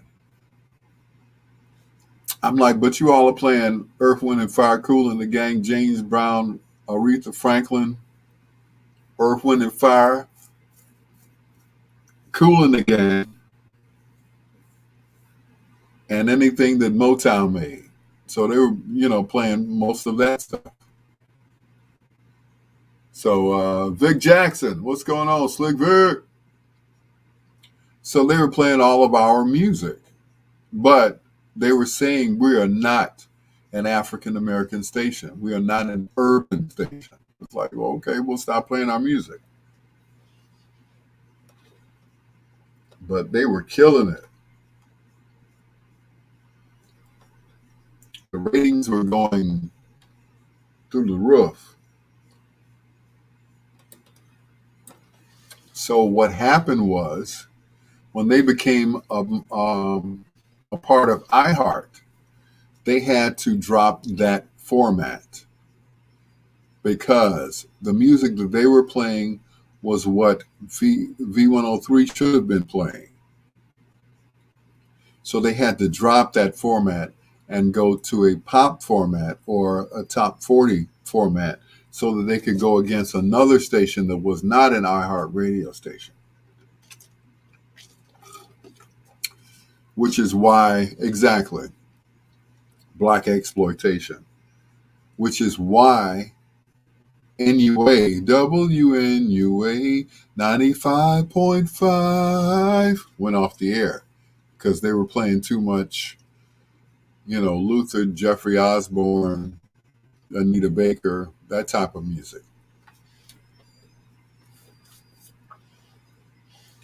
So they had to kill it, because they were taking ratings away from V103. Same thing with 103.5, which was next to 102.7. They had to kill that format. And that's why V103 is where they are now.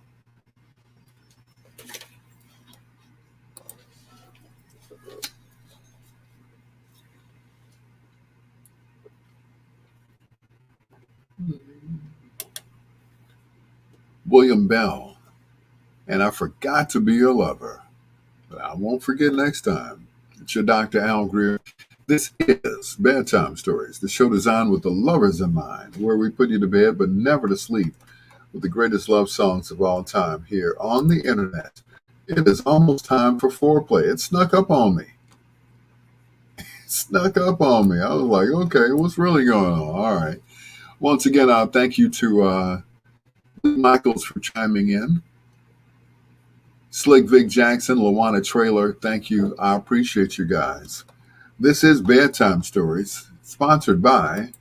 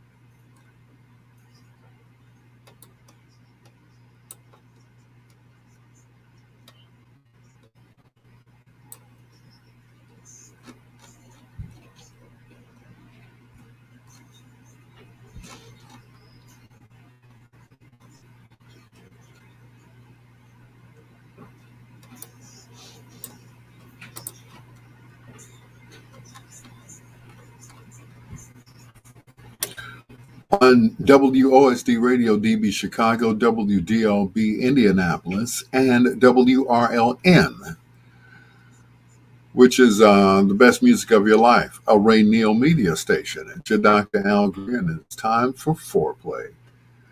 This gentleman needs no introduction, so I won't give him one. Well, I have to. That's how we do on radio. He used to sing with a group called the Matadors.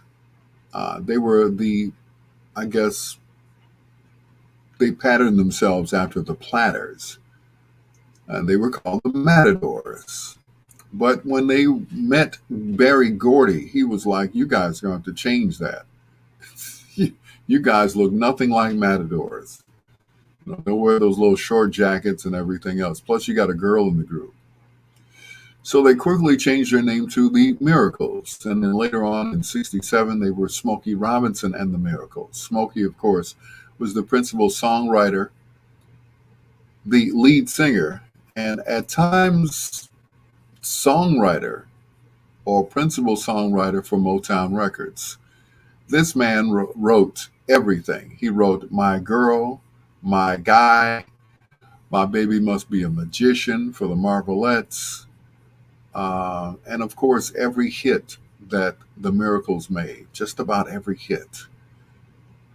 At one time, Bob Dylan, the great Bob Dylan, said, Smokey Robinson was one of the greatest poets that ever lived.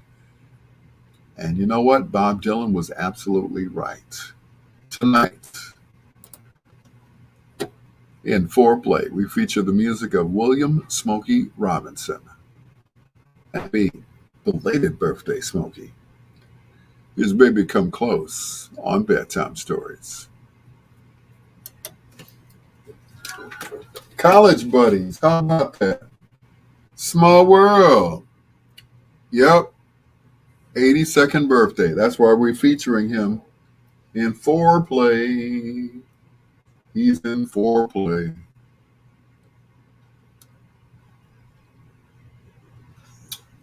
Yep. Let me be the clock for the time of your life. Smokey. Smokey. When Smokey sings.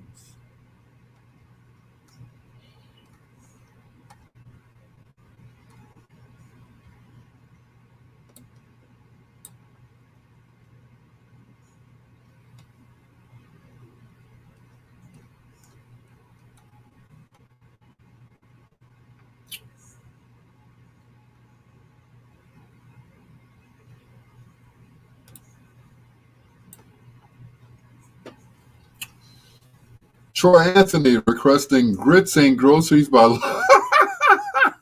What's up, Troy? Oh my goodness. What's going on, Troy? Long time no hear from. Grits ain't groceries. Now, you know doggone well we ain't playing that tonight. How have you been, sir? Troy Anthony, ladies and gentlemen. Mm-mm. Good to see you, man. Good to see you, man. What's up, Troy? Oh, no. Have you featured one of the Wilder brothers from Heatwave on Foreplay? We have. We have done Heatwave, done them several times. Working at a TV station in Michigan. That's all right. And, you know, you could have gone either way. You could have done radio, you could have done TV, but you landed in TV. That's cool. Man, I'm proud of you. That's great. It's nice to see that you're still in the business. Yeah, like I said, it could have gone, yeah, KKC strong. Yep, KKC. Yeah, but it could have gone any direction, radio or television. But that's cool, man. That's great. I'm glad to hear that. Keep in touch, please. I will tell everybody that you were on my live. That is so cool, man. Congratulations. How long have you been at the TV station? I see the ABC logo behind you. That is so cool. Wow. Yeah, of course I remember you.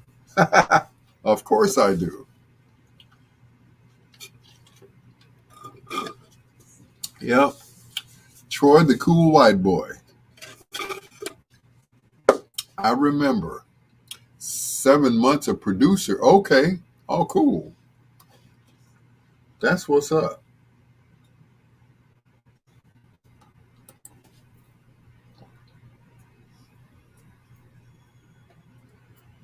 That is what's up.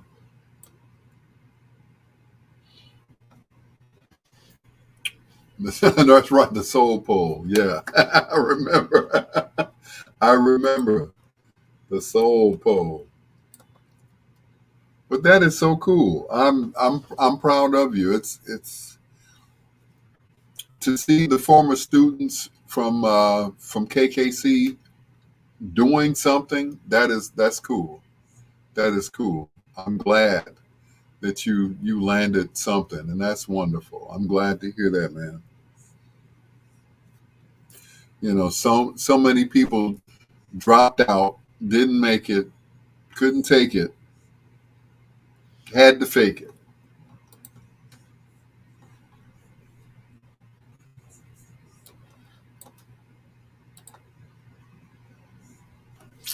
That's all right.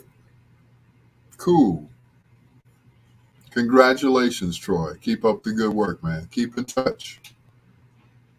'Cause one of these days, I might have to come work for you. The commercial you did for my show for the Blagojevich wig, it doubles as a mic helmet.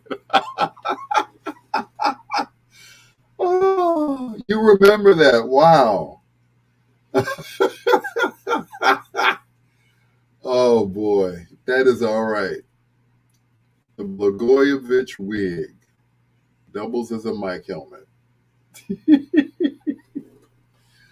Oh boy, those are great times at KKC. I tell you, great times. Mm-mm. I miss my students. I really do. I really miss my students. But that is great. I'm glad you landed, in TV. I think that's what you really wanted to be in television. Is Marv still at KKC? Nope. Marv hasn't been there in years. Um, yeah, Marv left right after I did. I left in, I want to say 2011.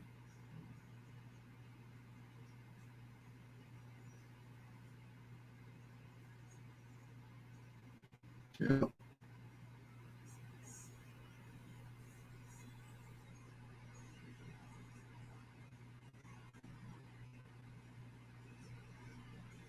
Yep. They waltzed Marv out of there, unfortunately. Yep.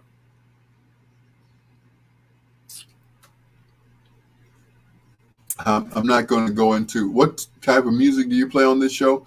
Mostly love songs, the same songs that I played on Whispers in the Dark. You know, just slow R&B from the late '60s through '70s. So, yep, that's what I do. That's who I am, the Dusty Man.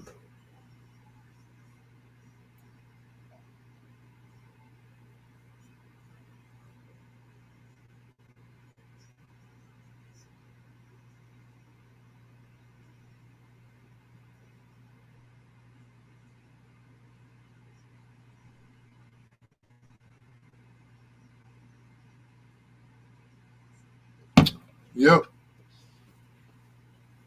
Soothe Me by Sam and Dave. That's a little up tempo, but I might be able to squeeze that in. But yeah, you know, a little bit slower than that. Yes.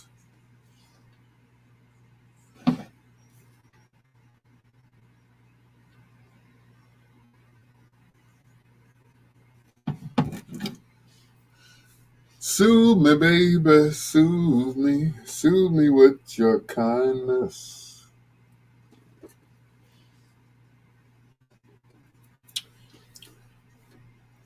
But once again, thank you so much. I appreciate it. It's, you know, like I said, and I'm not just saying this to, you know, be a cliche. I'm glad to see you all, you know, do well after, you know, leaving Kennedy King. You know, and thank you for staying in touch with me. I really appreciate that. Because, like I said, one day I may have to come work for you. So I want to put in a good reference, you know? It's like, well, he was a teacher at Kennedy King where I was at. It's like, oh, okay, he's cool then. If my favorite movie of all time wasn't The Blues Brothers, I may not have survived KKC. I know, right? Yeah, of course, that always helps. Yeah.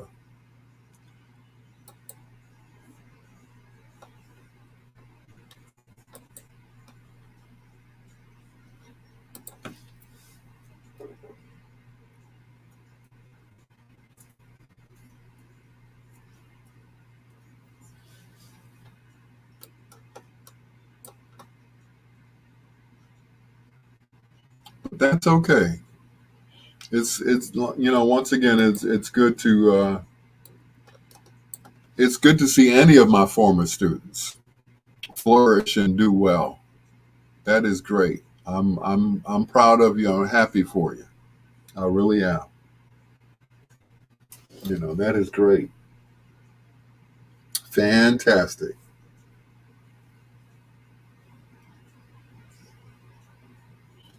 And oh, once again, don't forget to share the live video.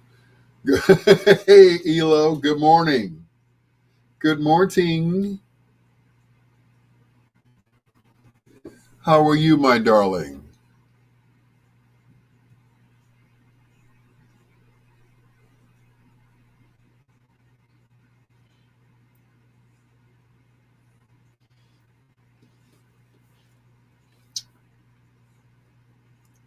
You say morning, so you must be up and getting ready to go to work. So this is your morning, I guess.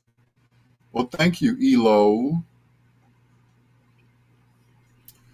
One of the few women who can make me cry besides my daughter and my granddaughter. Made me cry, Elo. You weren't supposed to see that. You were not supposed to see me crying. Mm-mm. Yeah, whenever a man cries over a woman, it's like, those are his true feelings. You know, pretty good for an old chicken. I'm at work now. Okay, old chicken. Oh, no. But yes, whenever a man cries in front of a woman, that's his true feelings. Unless he's drunk, then he's just drunk. I know. What is it? Autocorrect. Mm-mm-mm. I still remember that day.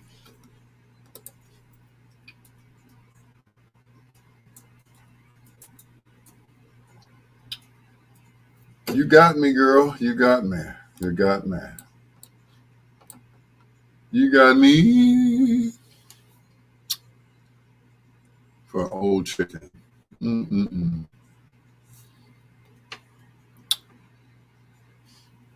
Oh, Elo. All of that hair. Oh, my God. Mm-mm-mm. Whew. Let me stop before you have me crying up in here. You and my brother were both buku, and I know. Yep, you got me good. You, like Eddie Murphy said, you got me with my mouth open. You got me good.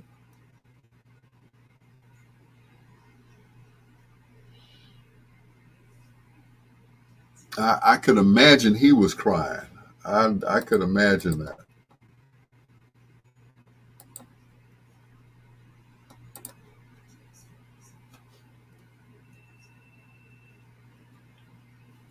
But that made my day. I told you that absolutely made my day. You know,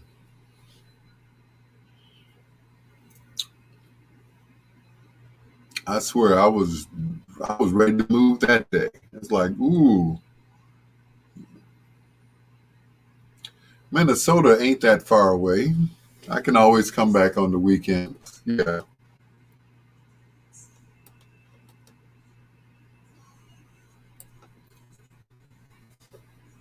I just be quite a drive, but yeah. Mm-mm-mm. But yep, you got me. You got me, kid. You got me. Anyway, hello to everybody who listens in Oak Forest, Illinois. Hello. Elk Grove Village, Illinois. Hello. Unknown City. I don't know what the unknown city is. Ooh, excuse me. Pardon me. Pardon me. Excuse me. Burnsville, Minnesota. How far is that from you, Elo? Burnsville. I have 4 people who listen to me in Burnsville,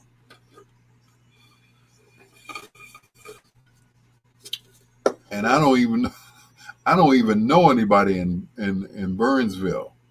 Now I know people in Las Vegas. I even know people in Oak Forest. Don't know too many people in San Jose, California. I don't know what that's all about, but okay, keep listening.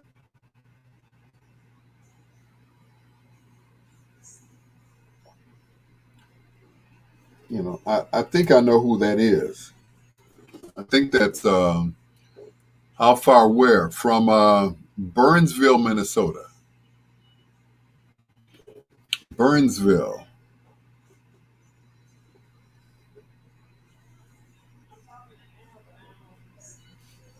Yes, sis. Okay. Okay. Okay. Burnsville, Minnesota.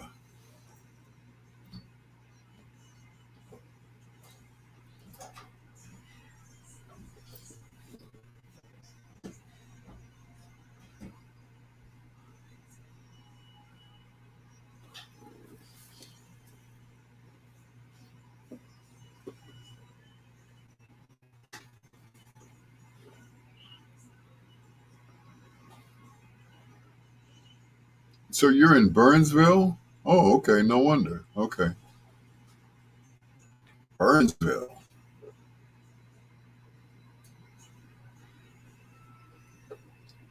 So that's who's listening. Four people in Burnsville. Okay, cool.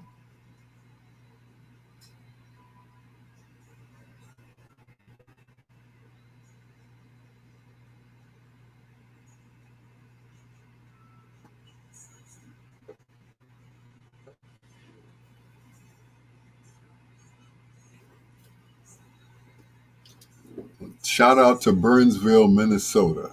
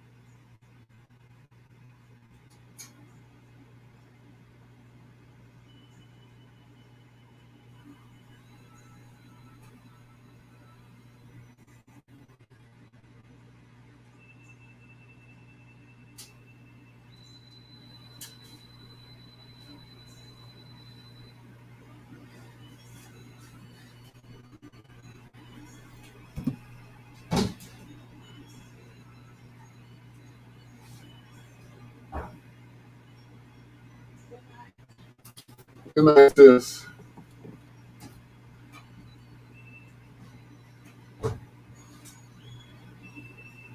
You need some help or you okay? If I let you do everything, I won't stretch this back. I gotta exercise and sleep. Okay. All right. But I'm grateful. Okay. Now, the next time I ask you to stay awake because I need some help from the car, I want to ask you to go. You got my number. Just call me. If I'm here, I'll come running.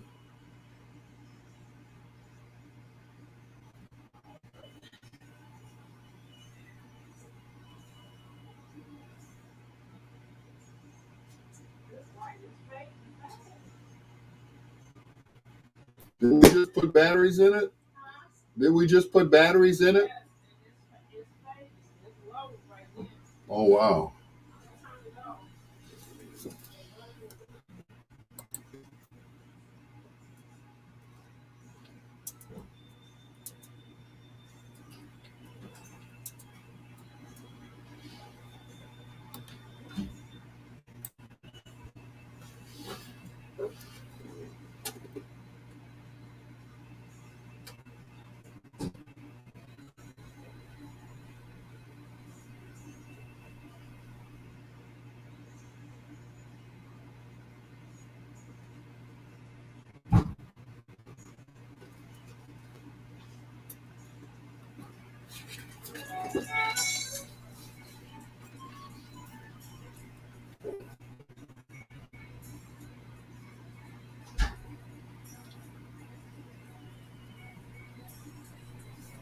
Mm-mm.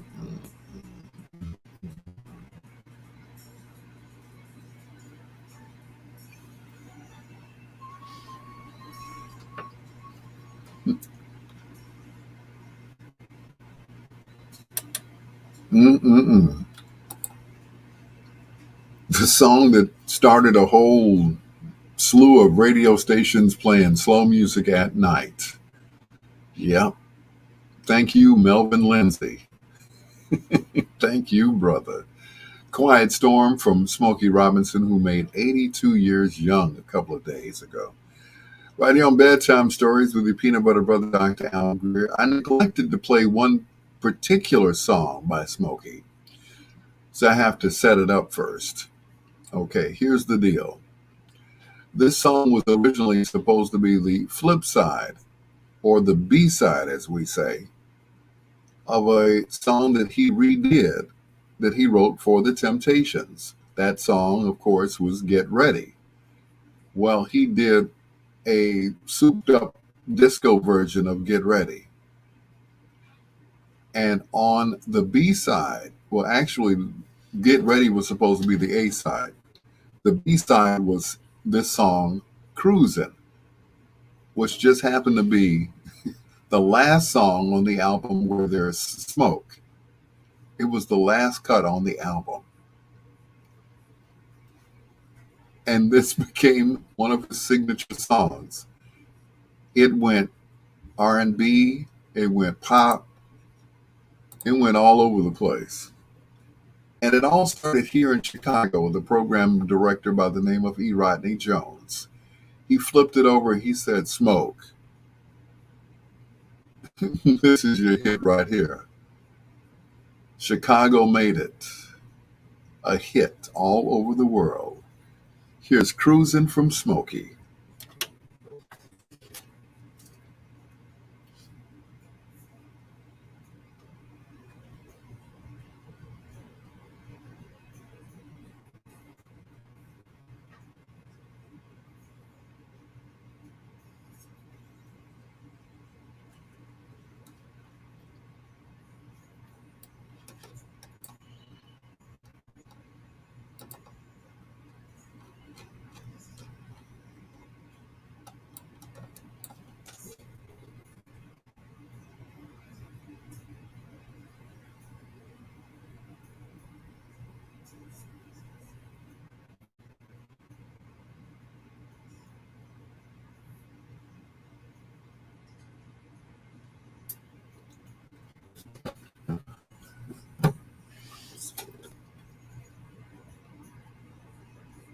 Mm-hmm.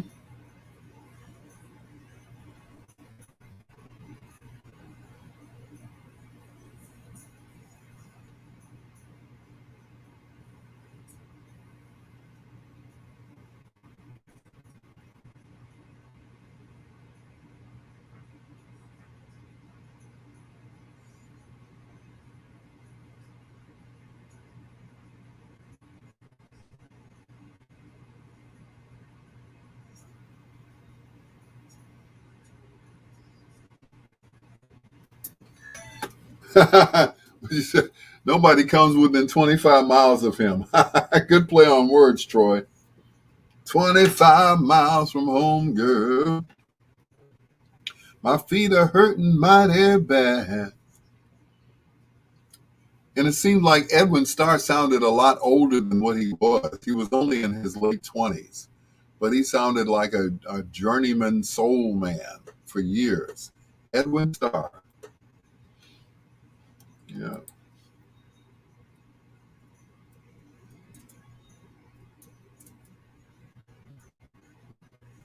There you go, using that weapon on me again. Lawana trailer. Lawana heard. Dun, dun, dun, dun.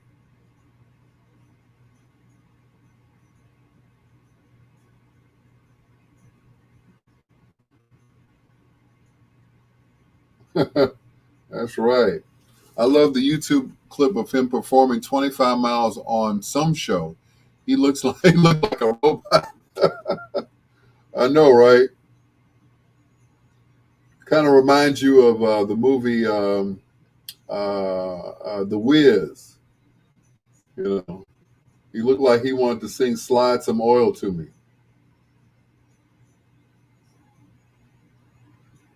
Mm-mm.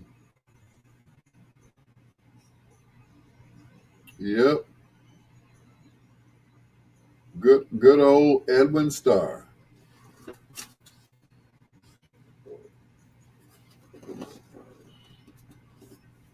Yep, they bought out his contract. He was with another local label out of Detroit called Rick Tick. And unfortunately, Rick Tick went under.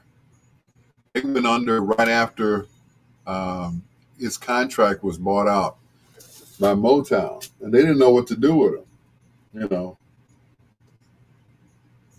because he was on the Gordy label, then they put him on, I think it was the VIP label, so which was still Motown. So, but boy, oh boy, he did 25 Miles, he did War, he did Stop the War. He did the soundtrack for Hell Up in Harlem, and that was it. After that, he went over to 20th Century Records. Funky music, sure enough, turns me on. Yep, that was it. But he was never a headliner, except when he went over to London. They loved him over there. I mean, he was the man over there. But over here, unless he was with a group or something, they just he just didn't do too well. Now, he had a few cuts out before going to Motown.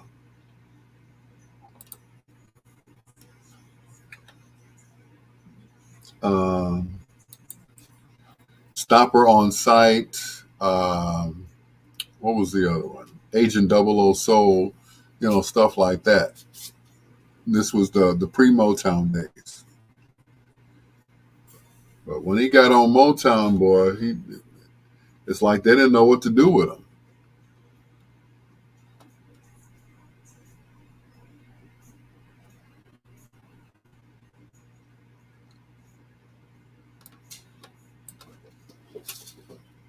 Yep, but he had that voice, kind of like it was close to Levi Stubbs. Yeah. My first name's no secret, but for me, it will never be told. That's right. They call me Agent 00 Soul, baby. Agent 00 Soul. Yep.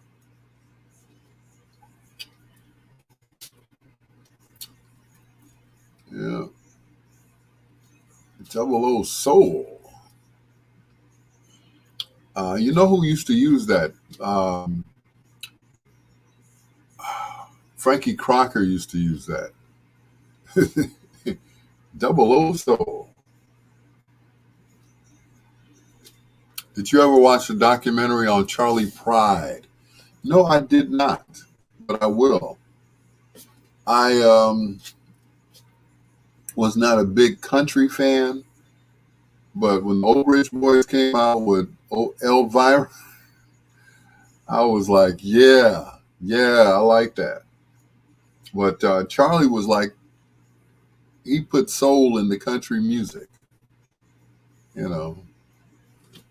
He put soul into country music. Hey, did you happen to see the most beautiful girl in the world? Yeah. That was Charlie Pride, wasn't it? Yeah. And then, the Oak Ridge Boys with Elvira. My heart's on fire. Elvira, giddy up, papa, mau. Like, that was a cool white boy. Papa, mau. Giddy up, papa, mau. It's like, yeah, that's what's up. Charlie was a minor league baseball player and got drafted by a team but couldn't pay him. But gave him a job at a factory. He worked 40 hours a week and played games at night. Wow. But yeah, Charlie was. I got to see that autobiography, that biography. I got to see that. As a matter of fact, I went to. There was a guy who was at my church. He was related to Charlie Pride. He is related to some of the people I go to church with, including my pastor. So which is interesting. So I got to see that. Charlie Pride. Hmm.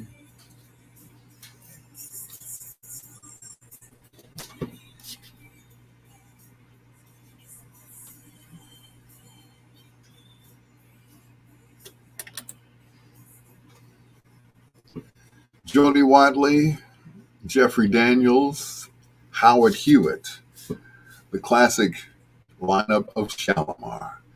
And this is for the Lover in You, which features Leon Silvers III on bass. It's your Dr. Al Greer. This is Bedtime Stories, the show designed with the lovers in mind, where we put you to bed but never to sleep with the greatest love songs of all time. Shouting out everybody who's listening right now in Burnsville, Minnesota, which includes Elo. I didn't know she was in Burnsville, Minnesota. I thought she was in Minneapolis, but Burnsville, I guess, is a suburb of Minnesota, of Minneapolis, that whole, St. Paul, that whole area right there. Hello to everybody in Elk Grove Village who are listening, Amsterdam in the Netherlands, Las Vegas, San Jose. Do you know the way to San Jose? I do now. Thank you to everyone who's listening in Woodbridge, Virginia, and Vienna, Virginia, as well as Garland, Texas, Nashville, Tennessee, and Pittsburgh, Pennsylvania. Thank you so much and welcome to Bedtime Stories. Also, hello to Troy Anthony, who's listening right now in Coquitlam, Michigan. Okay. I hope I pronounced that right. Coquitlam. Close enough, right? For Troy, here's Edwin Starr. And there you go on Bedtime Stories.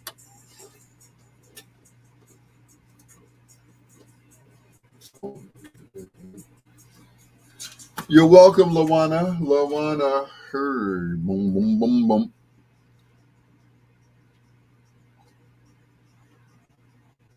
You are so welcome.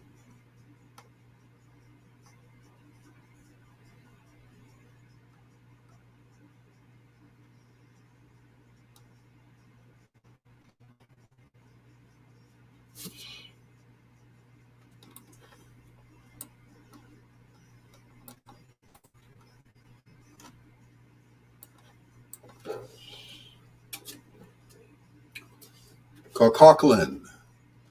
It means Lake of the Pikefish. Is that anything like you must purify yourself in the waters of Lake Minnetonka? Oh. I cannot wait to get to Minnesota. I want to see this Lake Minnetonka. Me and Elo, we're going to reenact that whole scene. So, I have to put the makeup on and everything else in the wig. And then she's going to jump into the water and she's going to flash up. No, she's not. She's not going to do anything. I could just see her doing it though. She's going and me saying, wait. And she jumps in. That ain't Lake Minnetonka. Are you crazy? Do you do that to all of your women? I'm listening from the southwest side of Chicago. Thank you. Ashburn, Wrightwood area. Thank you, Ken Wadlington. Thank you so much. So you've got the bike. Oh, that's right. I got to have the motorcycle too. That's right. But yeah, we're going to reenact that. Of course, we're going to do it in the summertime. I get to see her doing that too. Oh my God. That ain't Lake Minnetonka.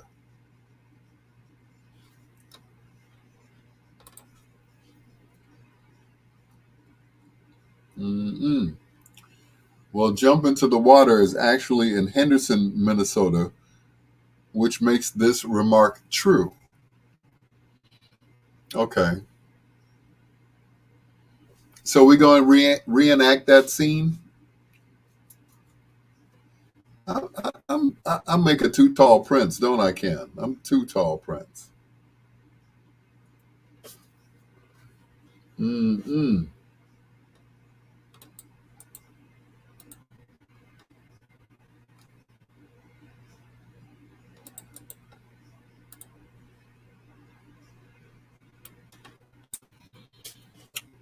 If I'd have to put the makeup on, I had to get the jacket, the scarf. I already got the boots. Yeah. But you said, not me, I can't swim. I get you out. I wouldn't let you drown. Are you kidding me? I I I like you too much to let you drown. Wee. You must first purify yourself into the waters of Lake Minnetonka. Elo, listen to what I'm playing.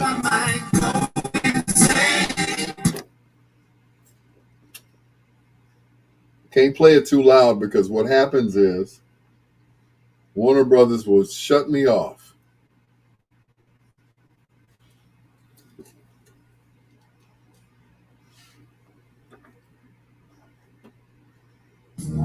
Hello, sweet as you.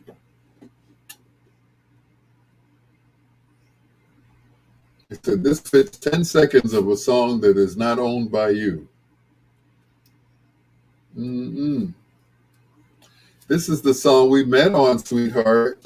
Yeah, call my name. Who the blouses playing against for pancakes tonight?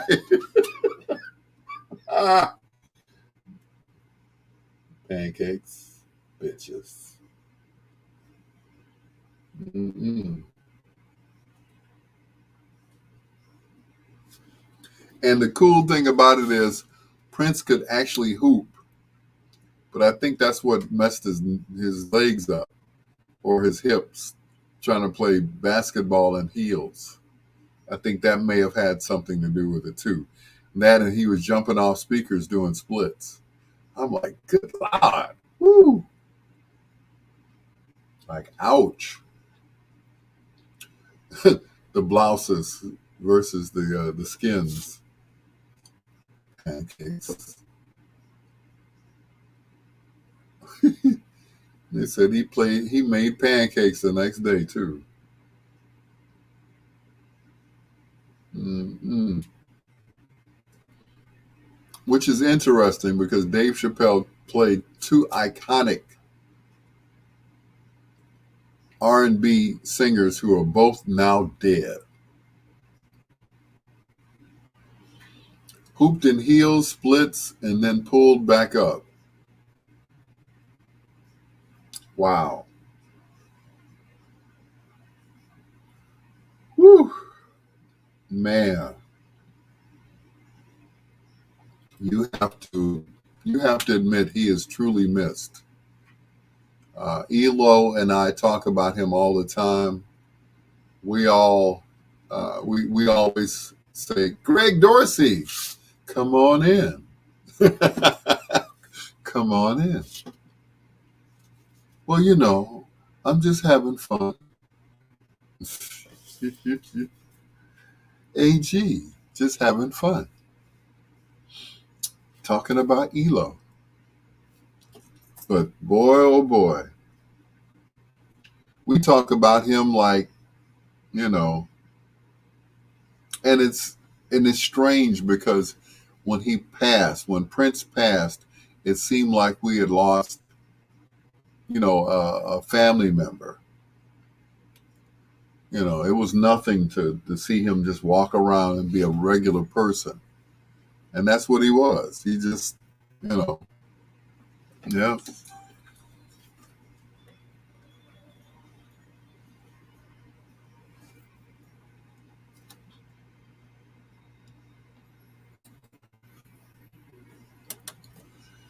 from the CD Musicology, which is where I get my title from, musicologist. Prince Rogers Nelson and Call My Name. That was, that particular song is How I Met ELO.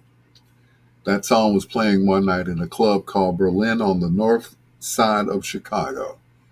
And that song came on, and I walked over to her and I asked her to dance with me, and we did. And I wish that dance would have never have ended, because I can truly say, ELO, I'll make love to you. His voice to men on Bedtime Stories. You thought I was going to say something else, did you? It's your peanut butter brother, Dr. Al Greer, and this is Bedtime Stories. Hello to everyone listening right now in Amsterdam, the Netherlands. We appreciate it. This is Bedtime Stories.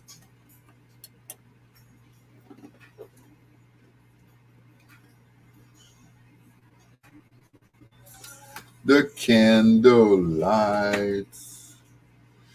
Nope. We all thought that was a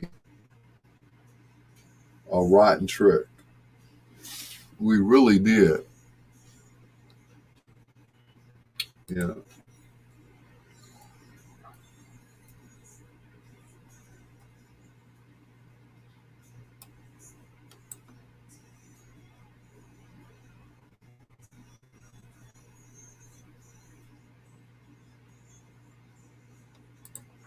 Yeah, we all actually thought, I'm like, why? What happened? What went wrong?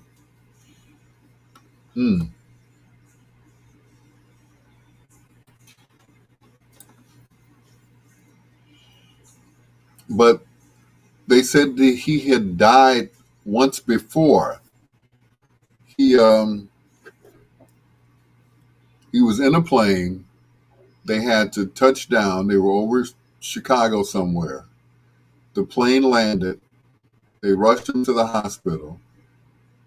They gave him a shot of adrenaline, and he woke back up. You would have thought that he would have stayed in the hospital and got well. They said he got up and walked out. It's like, okay, thanks, doctor. I'm okay now. They're like, no, brother, lay back down. He would have still been alive today had he stayed and gotten better.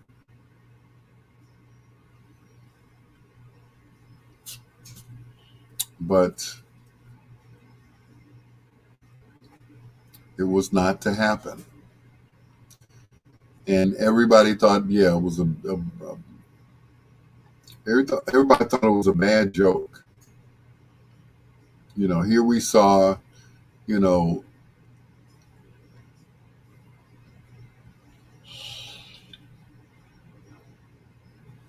saw Dave Chappelle making fun of him on his True Hollywood Confessions with Charlie Murphy. And then the next thing, he was gone.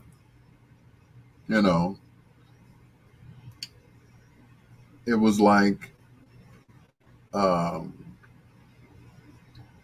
was almost like both Rick James and Prince got like a jump in their careers because of Dave Chappelle. When Prince released the album Breakfast Can Wait, he put a picture of Dave Chappelle dressed as him on the cover. The evil industries killed Michael and Prince. I believe it.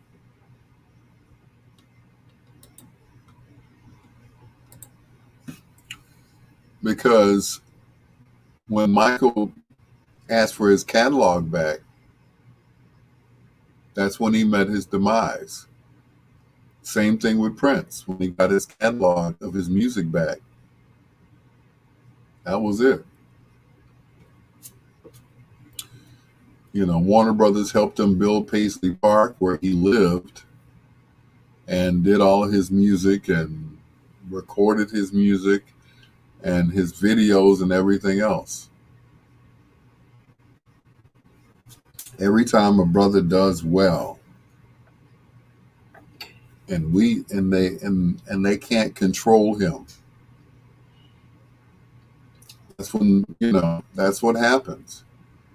Bill Cosby, R. Kelly, the list goes on. When they all try to get something, buy something, something that we're not supposed to have. Mm-mm.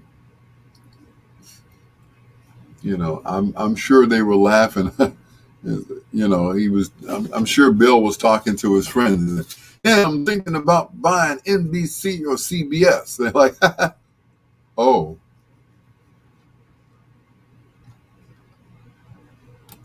They stopped laughing. Brother Handy, how are you, Pastor? I miss you, man. I miss church, everybody.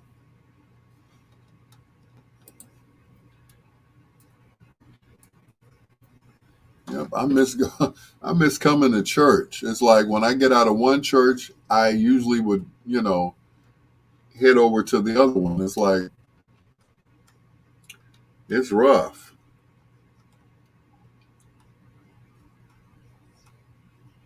I mean, it's really rough. Yep, James Brown too. Yep.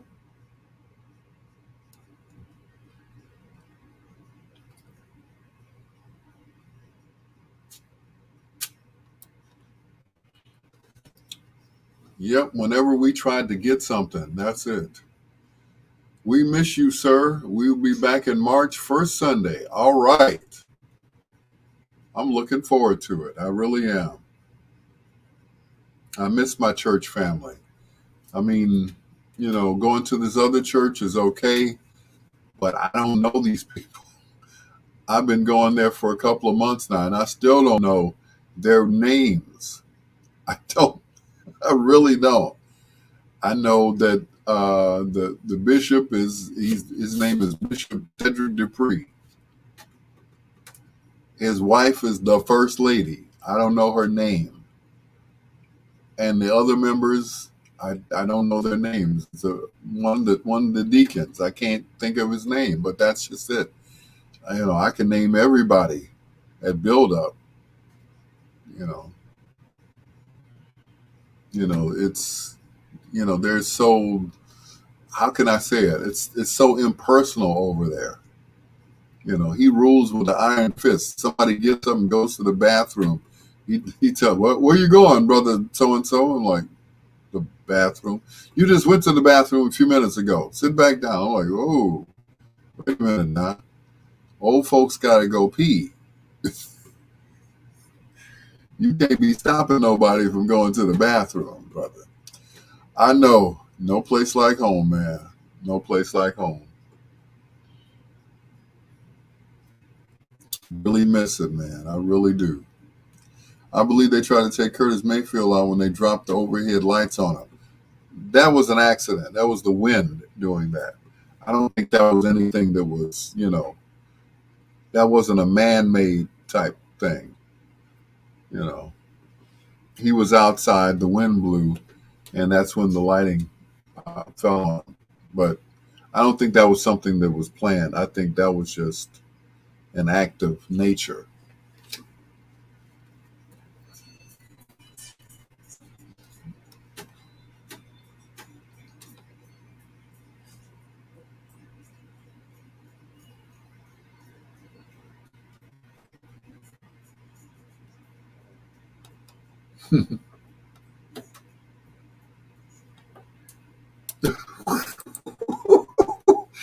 Did you ever hear the end of that song? Bootsy just goes off. I think he was, I think he was in the studio with Snoop that day. He said, I'm going to stick my love in your eye so you can see me coming. It's your Dr. Al Greer. This is Bedtime Stories. The show designed with the lovers in mind, where we put you to bed but never to sleep, the greatest love songs of all time.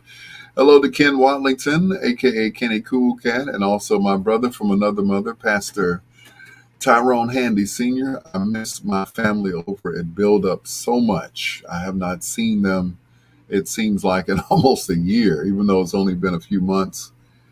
And we start back up first Sunday, and I'm looking forward to it. I can't wait to get back to Build Up. I go past the church, driving, going somewhere, and I'm like, hello, church. See you soon. Here's Sam Cooke for Troy.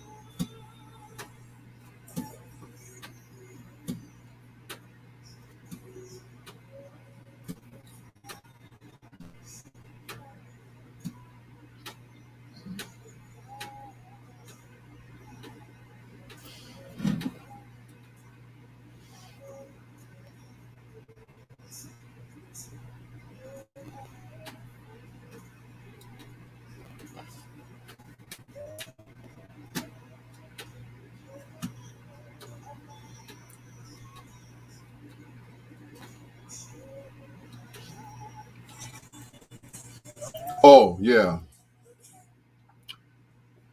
Yeah, they never proved that, they tried to say that Sam Cooke was killed by the lady in self-defense. What weapon did he have on him if the man was naked?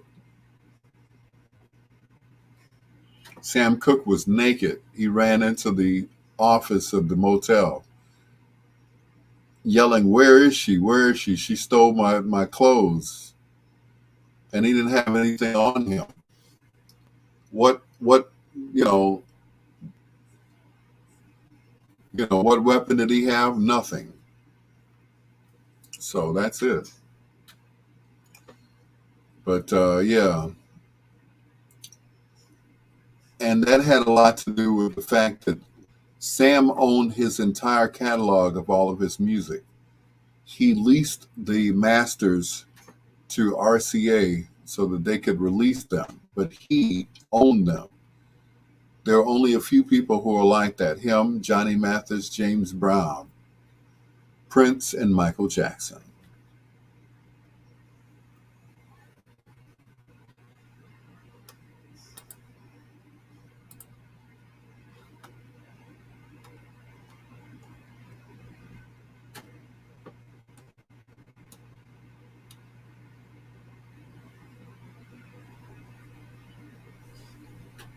Wait a minute. Am I done already?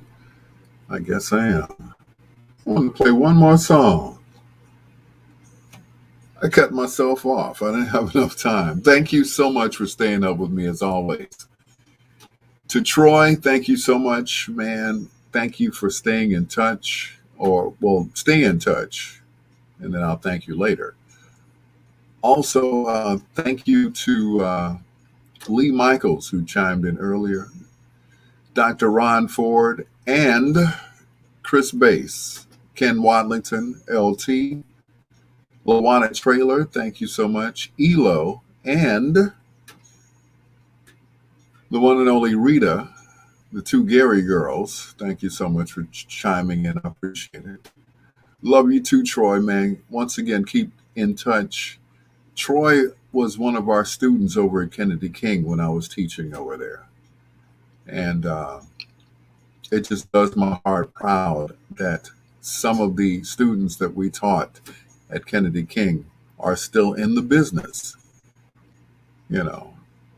either in radio or television. And Troy, of course, is doing television and at ABC affiliate. But thank you so much, Troy. It's good to see you. Elo, I hope to see you soon. As soon as I can get to Burnsville.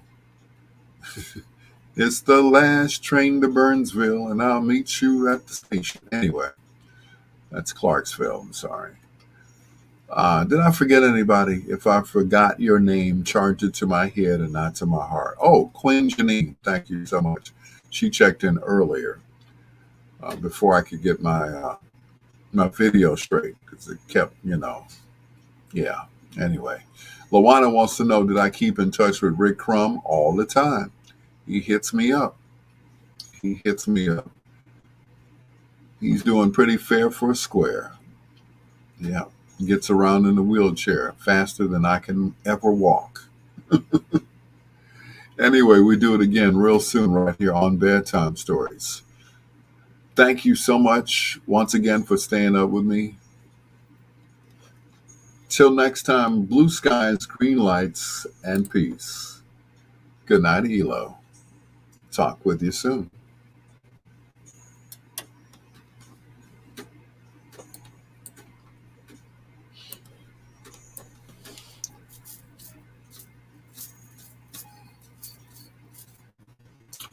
All right, Troy. See you soon, man.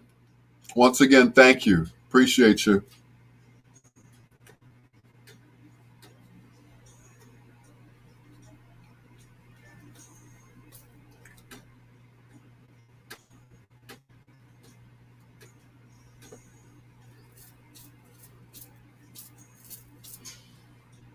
Mm-mm-mm.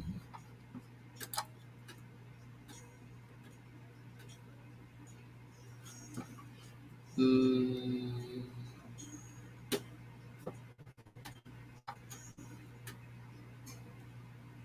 Mm-mm.